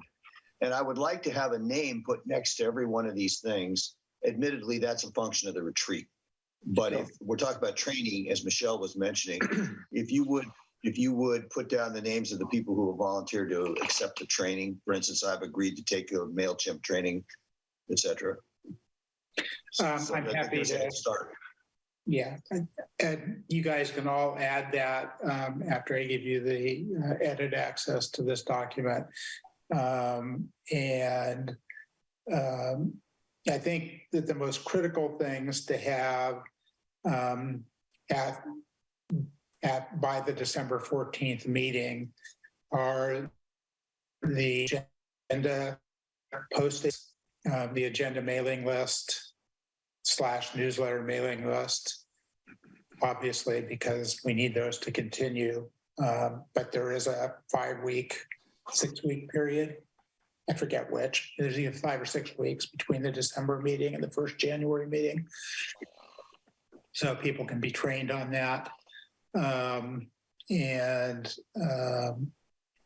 think that those are far and away the most important, and traditionally the secretary and treasurer change at the December meeting anyway. Whether that's going to be an existing council member or one of the new members, I don't know. Usually it's an ongoing council member, but not always. Could I make a couple of observations here, or are you still? Sure. Well, so we're following a principle of organization here, which I'm familiar with in management, which is that somebody needs to be responsible for every important external relationship. You can call them an account manager. And we've done that since well before I was on the MCC. So I think we're on the rails to make sure that every external relationship is identified and somebody's in charge of observing or coordinating that. The other thing from a military point of view is you can't just have one person responsible. There ideally should be 3, because if the person responsible is on vacation and the backup gets sick, you know, then somebody's still got to be able to do it. I don't know if we're going to get to 3, but we have to have at least 2 names on everything we're doing. And as you pointed out, some of them, like plan review, maybe need 3.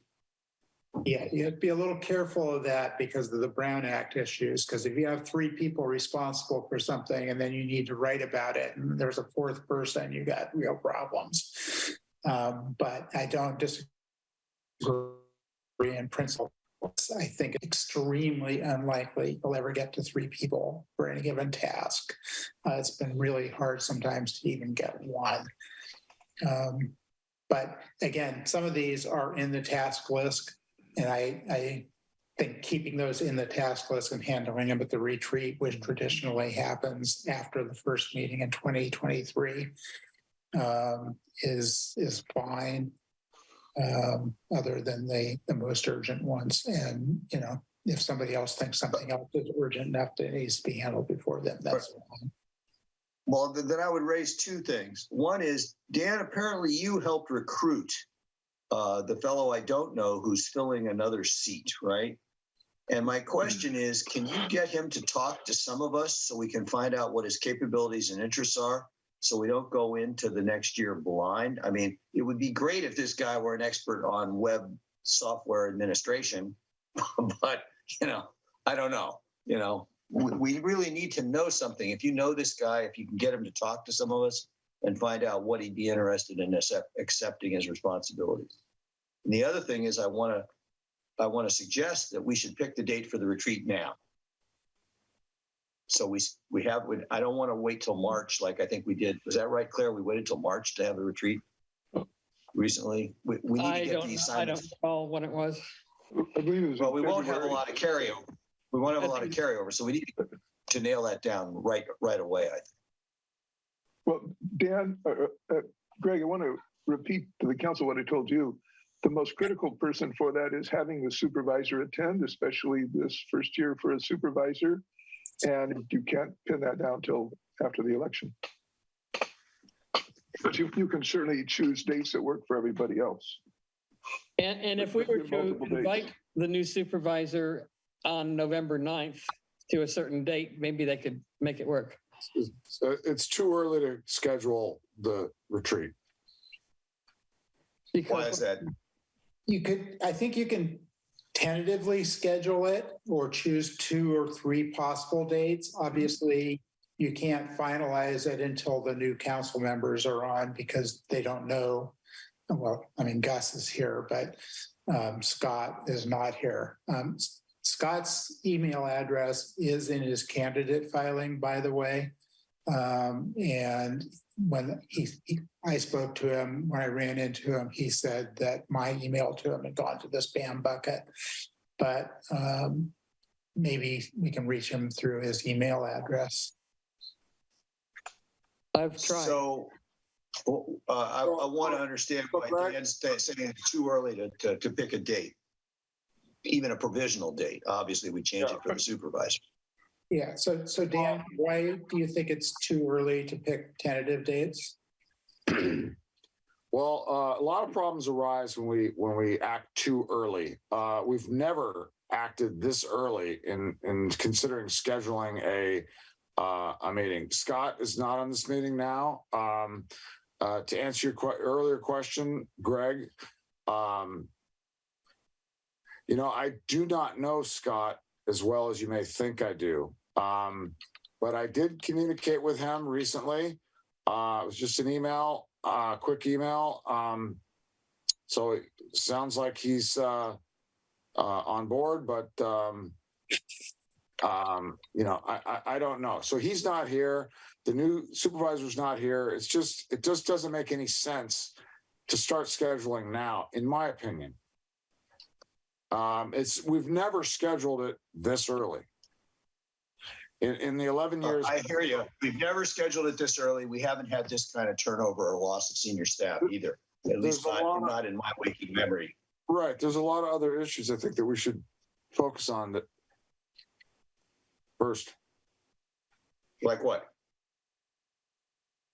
Well, I want to say, thank you, Dave and Michelle, Len, for all you've been doing. I think that we need to think about possibly our council has raised the bar, let's say, quite a bit in the last 10 years. Prior, I think that we need to check in with the community and see what is most important. I think that there may be call it down a little bit of a downsizing to one in some circumstances. So we're going to have a lot of new people, a lot of the heavy hitters. Dave, Len, Michelle won't be here, so we may not be able to do everything that we have been doing. And I think that before we really kind of choose how we're going to act as a council in the next year, get a little feedback from the community, see what's most important from them. That's one thing. How do you propose doing that? Throw an agenda item up. And let's see, also, Okay, so that's a good idea. Put an agenda item on the next meeting, community feedback on MCC, what we should be doing. May I suggest using possibly the newsletter as a way to source feedback? That's a really good idea. Are going to have the next edition coming out pretty soon, so we could just put a little call for whatever we're asking for at the bottom. I would like to wrap this up pretty soon. I would suggest that we do what Greg is suggesting, that we look at this and when we get the link for the Google Drive, and make contributions to the list about what we feel like we can do and what we think about it. And Greg will be the one who is mostly going to be looking at all this and putting all the pieces together. Greg, if part of what you need to do for the new year is to suggest dates for a retreat, I say, fine, do that. And also, the other thing is please identify things that you would like to be trained on, so that you can pick up some of the tasks that are generous departing council members have done so well. So does that sound okay, that we'll put this on Google Drive? I'm getting tired, and people can add to it, and we'll make this a work in progress that Greg can build. Sure. And then at our next meeting, we will know who the supervisor is. Is that not correct? Yes, that's correct. All right. So before the next meeting, we should try and get in touch with that person and see what their availability on Saturdays in January is going to be. That's when we usually do the retreat, right? I think we can do that. Yeah. Okay. And one last little thing to add. Last year we used doodle poll to Declare freeze to gather feedback. We've used that multiple times just to figure out who's available when, and try to come up with a date that works for everyone, since everyone needs to be at the retreat. Okay, thank you for everything. Including I don't think I was heard, but I wanted to point out, we probably won't know who the new supervisor is at the next meeting. Oh, really? When is the next meeting? Because it takes time to count, and unless it's a landslide for one or the other, you almost certainly won't know. Well, we'll deal with it one way or the other. Yeah. Okay, we have some minutes that were pulled at the beginning. I think, Greg, you had some comments you wanted to make on that. Oh, it's very simple. There was a minor typo on my name, and there was a slight misrepresentation or omission of my position. I listened to the recording, and I gave Len some suggested recommended text. And I just don't see that the corrected version has been posted on the website. No, it wasn't posted, Greg. Greg, I sent it to you. Yeah, and I commented, and I don't know where you are. I didn't see it. You had some typos in the correction. Okay. But they all right, were so all if you just, I would imagine. Well, you double pasted the material into one paragraph, and I just suggested what to be deleted. All right. Okay. So I view that as minor stuff, but if you want to read it into the record, I'd be happy to dredge up that email and read In general, for minor things, we've just let it be done and corrected offline. I'm fine with that. Okay, fine. Okay. Is there any objection to making those minor corrections and adopting the minutes as amended? No, is there a motion to do so? I move we adopt the minutes as amended. Second? Second. Dan, could you call the roll, please? Yeah, we've always brought it back, I think, for the next meeting to vote on, but. No, we've often done this, Dan. Okay, so amended minutes.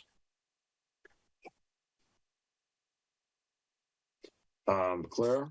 Yes. Greg? Yes.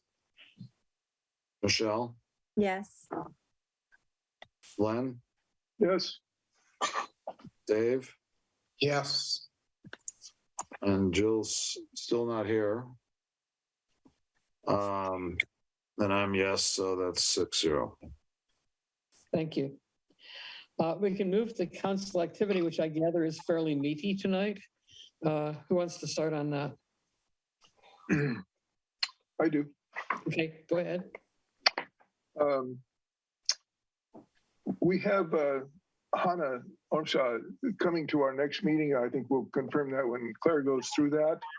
But in working with her on a newsletter article for the master plan, I've learned that there's really extensive changes to the plan she put forward. So we'll get an up-to-date briefing from her, although the final won't be presented to the Parks Commission until December, but they still plan to bring it to the supervisor. So a decision we'll have to make next week is whether we want to make a comment on it, because I don't think there's agenda room to make a comment after that, since we also, I expect, cancel the meeting before Thanksgiving.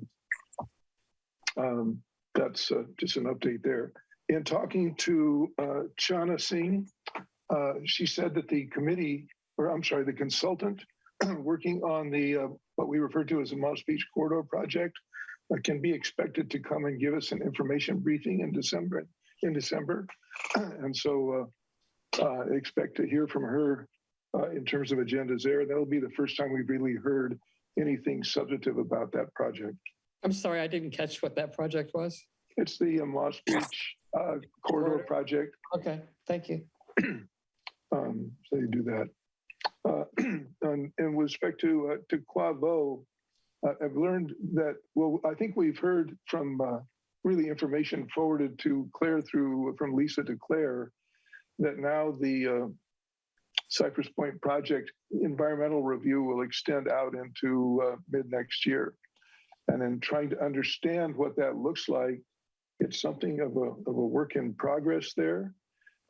In talking with Quavo about it, I was trying to understand how the needs outside of the project site itself are done. And I said, hypothetically, for example, if it was a for-profit building project, then it would really be trying to follow the strictures of complete streets pretty accurately. And the vendor would be expected to pay those. In this case, as a low-income project, the vendor will not have to pay any expenses.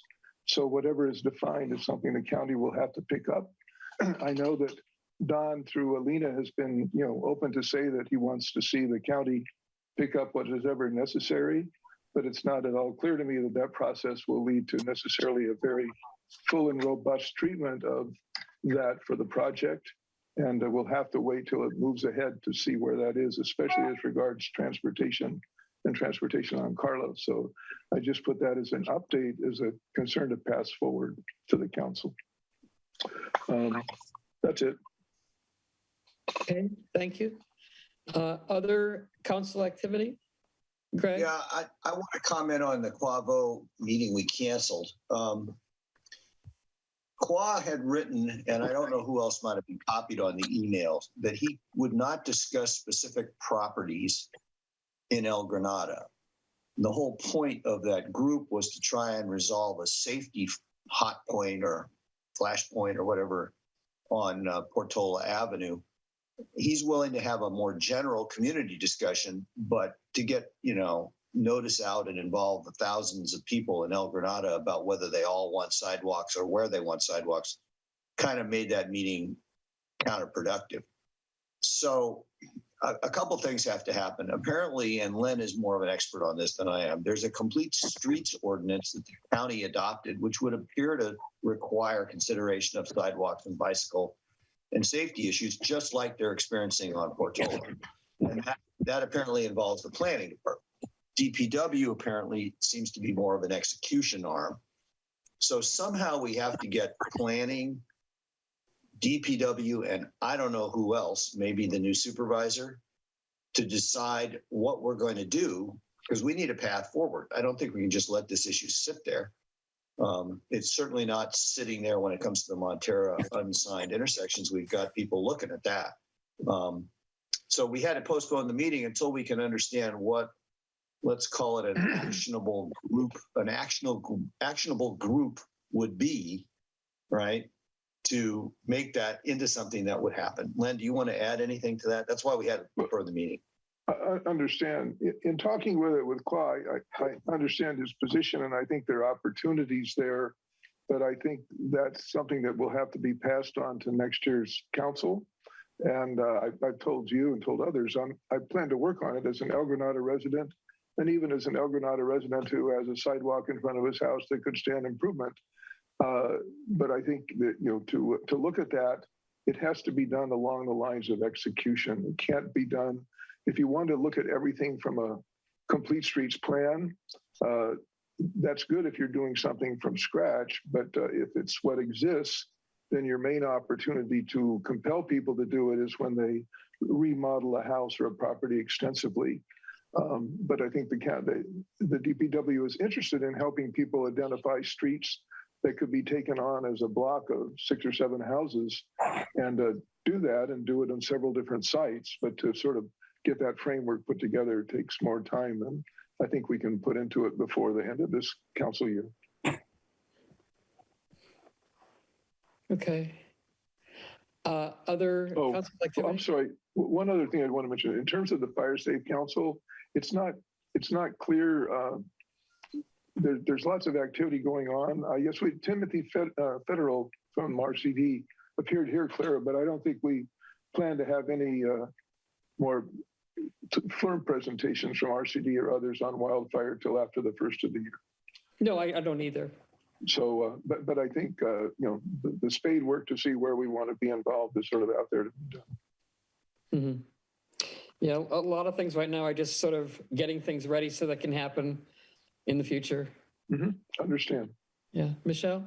Sorry, go ahead. Yes, I just wanted to report that at the last RCD board meeting, the board approved a project-specific plan about some work at the Butno State Park in the fire resiliency area. So basically, there's a project plan that will be doing some treatment, including potentially some prescribed burns at that state park. And everyone on the MCC should have received an email that was titled Notice of Impending Development. It's going to go to the Coastal Commission in November for final approval. And then implementation will start in early next year. Okay. So Michelle, I commented on that, wrote back and received replies, but due to the Brown Act, I didn't think I could share it with the entire council. I think it's appropriate for me to forward to you the dialogue that I had, and I think you'll be interested in one of the statements that was made by Timothy in reply. Certainly, okay, yeah, I think that you and I can look at that together as long as it doesn't go to the whole council, though. I feel like Dave can correct me if I'm wrong, but you can report in council activity. Yeah, I think you can report that as a communication, Greg. You can summarize it under council. Summarize it. If Greg wants to share it in detail, he's right. He should share it. I think summarize it is fine. Well, I asked them, did they do a simulation for the properties surrounding the park, and what were they going to do about the possibility that untreated properties around the park might impinge on the fire safety of what they were doing? In other words, how sure were they that the treatment they were going to do wouldn't be to some degree undermined by a lack of treatment on surrounding properties? And that led to a whole bunch of other questions and discussions of when they used simulation and what they did in the last one. Just for your information, I have seen this. So it would be you, me, and Michelle that have seen it, I guess. All of us have seen it. All of us have seen it. Okay, so no big deal then. It's all done. Yeah, I mean the plan, and there are some community concerns about it, but I'm sure those got discussed at the RCD meeting. I did want to follow up on the sidewalk issue. There's only 2 ways to resolve this, Greg. The local residents create an improvement district where they all agree to, as a group, pay for the improvements, or they convince the county, that is their supervisor, to appropriate budget money to do it. Oh, let me correct an additional perspective on that, Deb. We may have heard it differently. A group of neighbors can get together as a group, and I think DPW, as I understand it, has said they're willing to work with them to help the financing of that be put out as a tax burden on them rather than full payment. The additional item of that is when DPW does it, they have to look at the impact beyond the benefit, beyond the local residents of that block, and determine how to deal with that benefit as well. So that's the study part they have to do. Yeah, but that's extremely unusual for a sidewalk. That would just never happen for a sidewalk. Well, what he's saying is he's open. What I was referring to is in fact an improvement district of, it's not really called a district, it's an improvement plan for a specific set of properties where they pay. And you're right, there are financing opportunities, but they still pay for it. Mm-hmm. Yeah, as a tax burden. Or you convince the supervisor to allocate money. Good luck. You never know. Okay, are we done with this? There is a lot. Oh, I'm sorry, the last point I was going to make, in talking with Hannah, I emphasized to her the 2 points that were raised in communication. One with respect to the master plan, one related to wildfire. That is, in several areas, the park butts directly into wildfire that's not part of the park. And I asked her, and then the other was where you have water overflow that comes out of the park and down the street.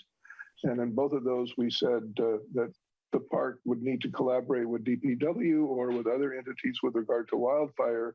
And she was open to an expression of that being attached as a letter of comment from this when they take it to the supervisors, not as a negative, just as an additional thing to consider. Okay.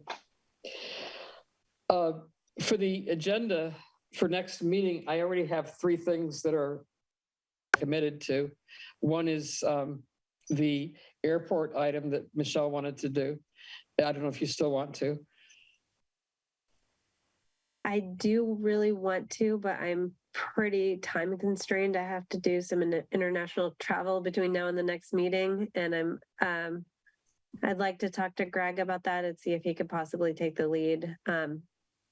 Or is it possible to have that on the December meeting, or is that too late? Especially since I'll be leaving the council after that. Yeah, I'm not really sure. I mean, it's a possibility. Why not? What the heck? Well, it depends on what else there is too. The Moss Beach Quarter may need to be on the December meeting as well. It's an open question, maybe. Yeah. The Quarry Park Master Plan, Hannah is coming back as Len is noting about that. And then there is movement toward extending the coastal trail through San Mateo County south of here. And there is actually time limited effort to get some opinion and some support for that. So that'll be on the agenda. What about the sheriff? I don't know what happened to the sheriff. She didn't show up. Okay. Could I suggest one other agenda item? I am concerned about the in-person attendance versus Zoom attendance at meetings. Some of you may know my wife has MS and Parkinson's, so she's significantly immunocompromised. And then there's all the convenience factors that I think we all face. So I would like to suggest that we write a letter to Caligee, the Board of Supervisors, whoever, requesting strongly that because we're only an advisory board, right, and we don't have any control over X, Y, or Z money, that we be allowed to continue as we are. And I'm happy to draft that letter with others. If the sense of the council is you want to do that, right? County. What? It's state law, not up to the county. Yeah, there didn't seem to be any flexibility there. The flexibility is on the public attending. And I think what Dave has said is he's all for helping people get ready to do it. There's certainly some technical issues. And when we get to March, he doesn't want to be the person executing that portion of the meeting. Right, it is state law. Let me just change what I was saying. Cal is indicating that some willingness to go forward and approach the state about changing it, and I would like to encourage him to do that at a minimum. Greg, I'd like to talk to you offline about lobbying the state senator together with you on that issue. However, I do think that there is an interpretation that's being made to the state law, because the state law clearly does say that as long as a quorum of council members, that a quorum of council members must attend in person, but it does not specify that everyone else has to. If it's, I don't know, I think that the county is interpreting it very strictly and against hybrid meetings. So the county is not interpreting it. Cality, as the county manager, is saying the county doesn't want to deal with the complications. The Board of Supervisors has not said you must do blah at this point. So Cality is providing his strong suggestion boards, not the complication. He's already said, oh, well, if you want to do hybrid meetings, sure, go ahead, but we're not going to help you, which we had pretty much already decided to do and bought the equipment too. So if it would be appropriate for Claire to go to county council and say, since we don't report to the county manager, we're an elected organization, we only report to the Board of Supervisors, what is the legal position as opposed to Kelly's recommendation? And it may or may not match. So Claire, if you're willing to do that, I would suggest you do that. I already did have some communication with Tim on that, but I can throw that extra wrinkle in there and see what he says. Can I say one quick thing? They already talked about this on MWSD, and any board member can attend from their house. No. Yes, and they said that they have to post that they're going to be attending from out of the state, out of the area on vacation, or even at your own home, but you must allow a member of the public, if they want to come and show up at your house. I'm sure nobody will. That's what it said. That's our point. I didn't hear you. You were talking over me. Sorry. That is the way the Brown Act has always been. Right. And again, they allow for the public to be at their location. So I think Greg will be fine if he wants to attend from his home. That's all I'm saying. I don't blame him. That means 25 people can go to Greg's home, which he would not be fine with. What's the likelihood of that? Come on. Well, his address has to be posted with the agenda, and anybody who gets the agenda knows where he lives. I don't know. Not so great. Lena?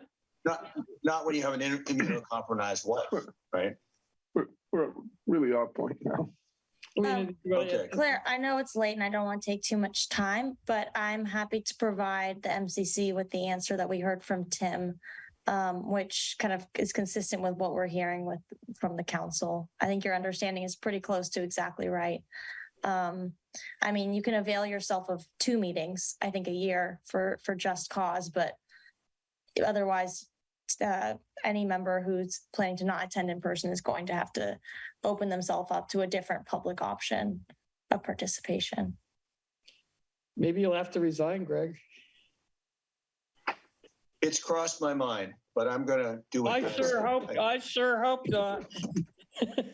We'll have to work this out somehow.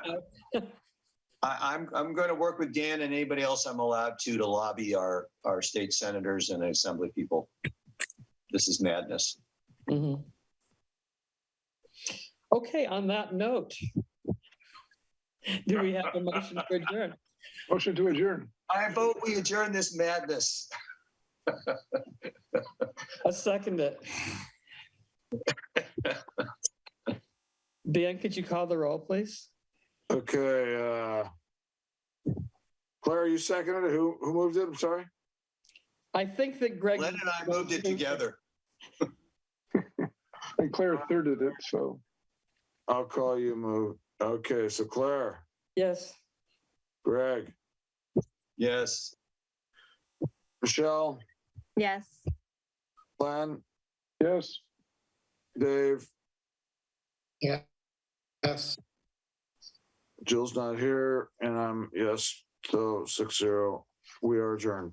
Thank you, and Thank- have a good night, everyone. Good night. Good night.